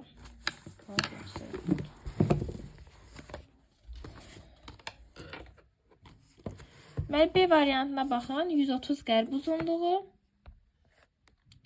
40 qərb uzunluğu, 140 şərq uzunluğu uyğun gəlir. 140. Tropik şıllama qurşağının şimal sərhədi dərəcə deyir. 15 şimal enliyindən keçsəydi, yer orbit müstəvisinə neçə dərəcə meyilli olardı? Deməli 90 ilə tropikin sərhədinin fərqi 75 olur bizim meyilliliyimiz. Tutaq ki 20-dən keçsəydi 90-dan 20 çıxardıq, 70 olardı. 30-dan keçsəydi 90-dan 30 çıxardıq. Məsələn, hal-hazırda 66,5 dərəcə meyilli olduğuna görə tropiklərin sərhədi keçir 23,5-dən, onların cəmi ilə 90 dərəcə eləyir. 141. Günəş 10 şimal enliyində zenitdə olarkən hansı coğrafi enlikdə qütb gecəsi deyil? 10 şimal enliyində zenitdədirsə 90-dan 10-u çıxdım, aldım 80 dərəcə. 80 şimaldan başlayaraq qütb gündüzüdür, 80 cənubdan başlayaraq qütb gecəsidir. Və 80-ləri çıxırıq, qalır 75 cənub enliyində qütb gecəsi deyil, çünki qütb gecəsi 80-dən başlayır. 142. Cənubi Amerika materikinin yerləşdiyi işıqlanma qurşaqları. Deməli, tropikdə bir tropik, sonra cənub mülayim. 3-5. D variantı. 143. 22 dekabr tarixində hansı xətt üzərində günorta vaxtı cismin kölgəsi olmaz? 22 dekabrda günəş harda zenitdədirsə, orada kölgə olmayacaq. 22 dekabrda da günəş cənub tropik üzərində zenitdədir. 144. Avrasiya materikinin yerləşdiyi işıqlanma qurşaqlarından deyil. Şimal mülayimdə yerləşir. Şimal qütbdə də yerləşir. Cənub mülayimdə yerləşmir. Cənub mülayim 23,5 cənubdan cənuba əhatə eləyir. Cənub qütbdə də yerləşmir, tropikdə yerləşir. 3-4-də yerləşmir. 145. Şimal enliyi paralelinin 40 cənub enliyi paraleli ilə deməli oxşar cəhətini istəyir. Çevrəsinin uzunluğu 25.812 kilometrdir. Bu səhvdir. 40 şimal paralelinin çevrəsinin uzunluğu 30.744 kilometrdir. Avrasiya və Şimali Amerika materikləri ilə kəsişir. 40 şimala aiddir, amma 40 cənuba aid deyil. 22 iyunda ən uzun gündüz müşahidə olur. 40 şimala aiddir, 40 cənuba aid deyil. Yaz gecə gündüz bərabərliyi günü günorta vaxtı günəş şüaları 40 dərəcə bucaq altında düşür. 50 bucaq altında düşür. 90-dan 40 çıxırıq, 50 qalır. Sakit və Atlantik okeanlarla kəsişir. Bəli, hər ikisi kəsir. 146. 16 şimal enliyində yerləşən məntəqədə günorta vaxtı deməli, şaquli bastırılmış dirəyin kölgəsi şimal istiqamətində düşərsə, günəş hansı enlikdə zenitdədir? Çünki 16 şimal enliyidir. Kölgə şimala düşərsə, deməli, günəş cənubdan düşür. Günəş cənubdan düşür ki, kölgə şimaldadır. Biz də 16 şimaldan cənubda olan məntəqəni tapaq. 20 şimal olmaz.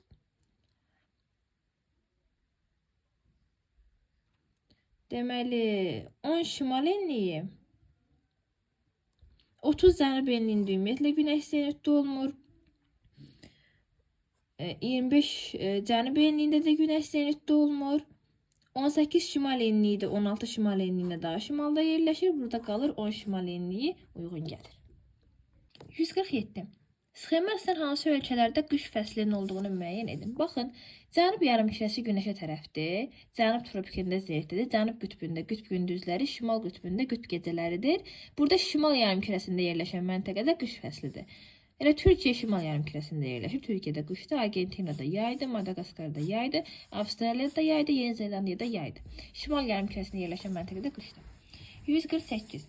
Hansı coğrafi enlikdə 23 sentyabrda günorta vaxtı şaquli bastırılmış dirəyin kölgəsinin uzunluğu öz uzunluğuna daha yaxındır? 23 sentyabrda günəş ekvatorda zenitdə olur, 0-a 90 düşür. 45 şimal və cənub enliklərinə isə 45 bucaq altında düşür və 45 bucaq altında düşürsə, deməli kölgənin uzunluğu dirəyin öz uzunluğuna bərabərdir və öz uzunluğuna yaxın deyirsə 45-ə yaxın olanları seçirik.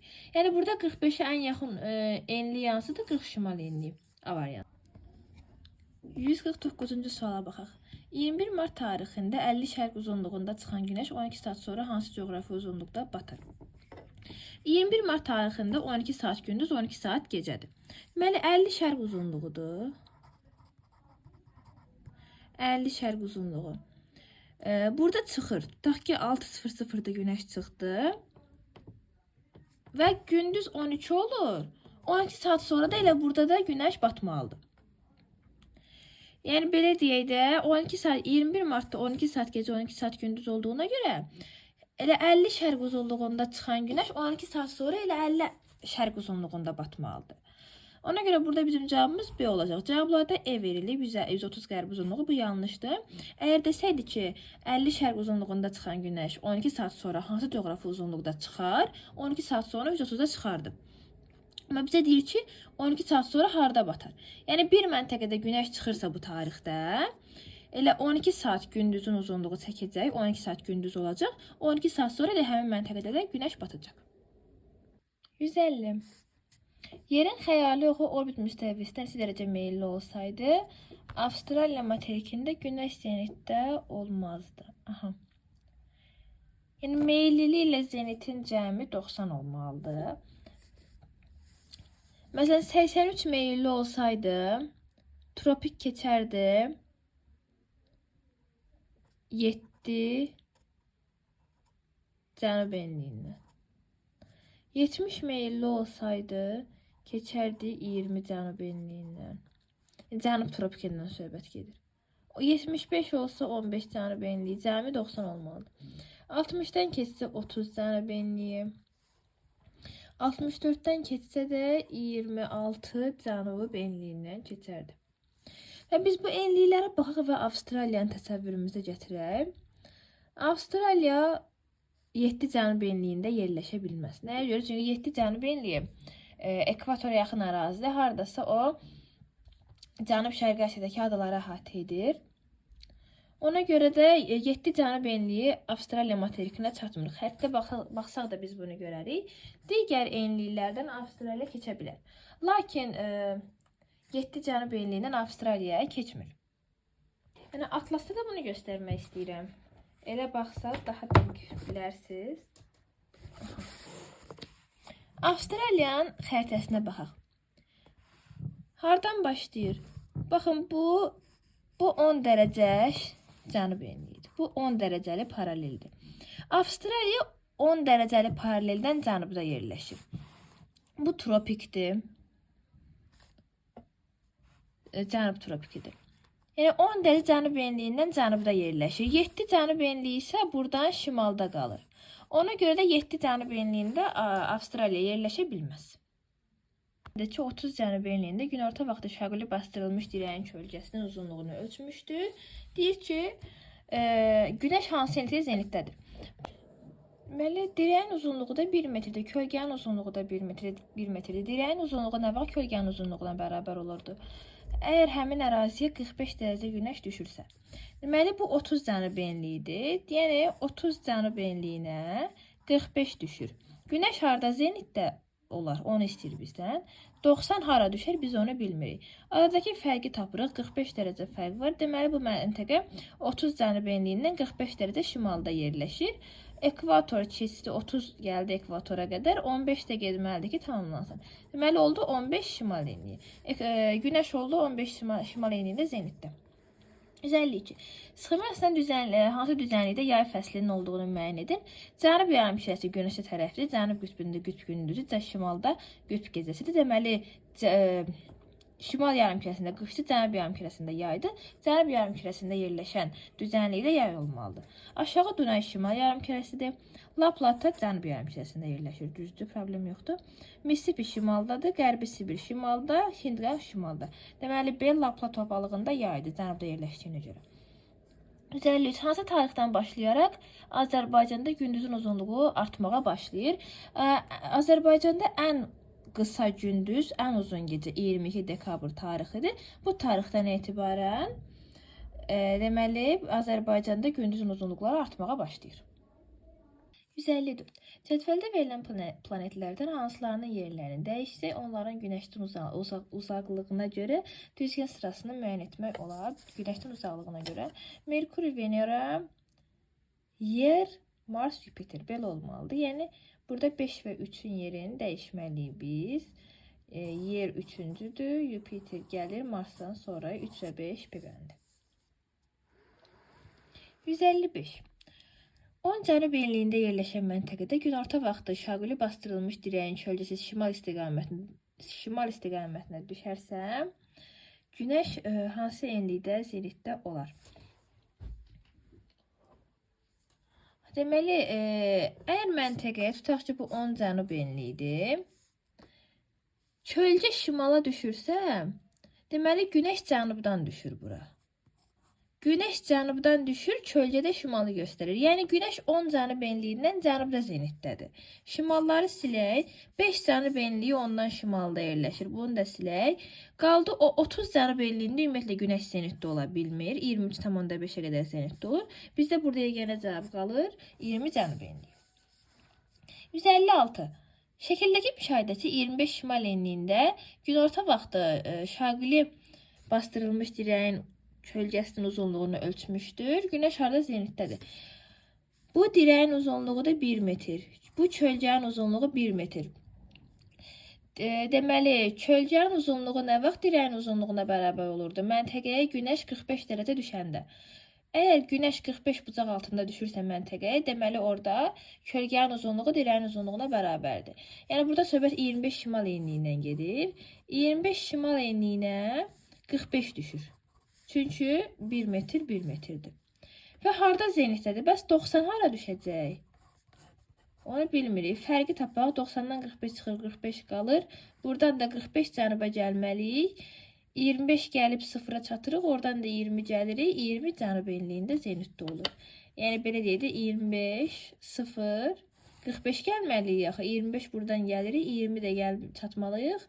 20 cənub enliyinə C variantı.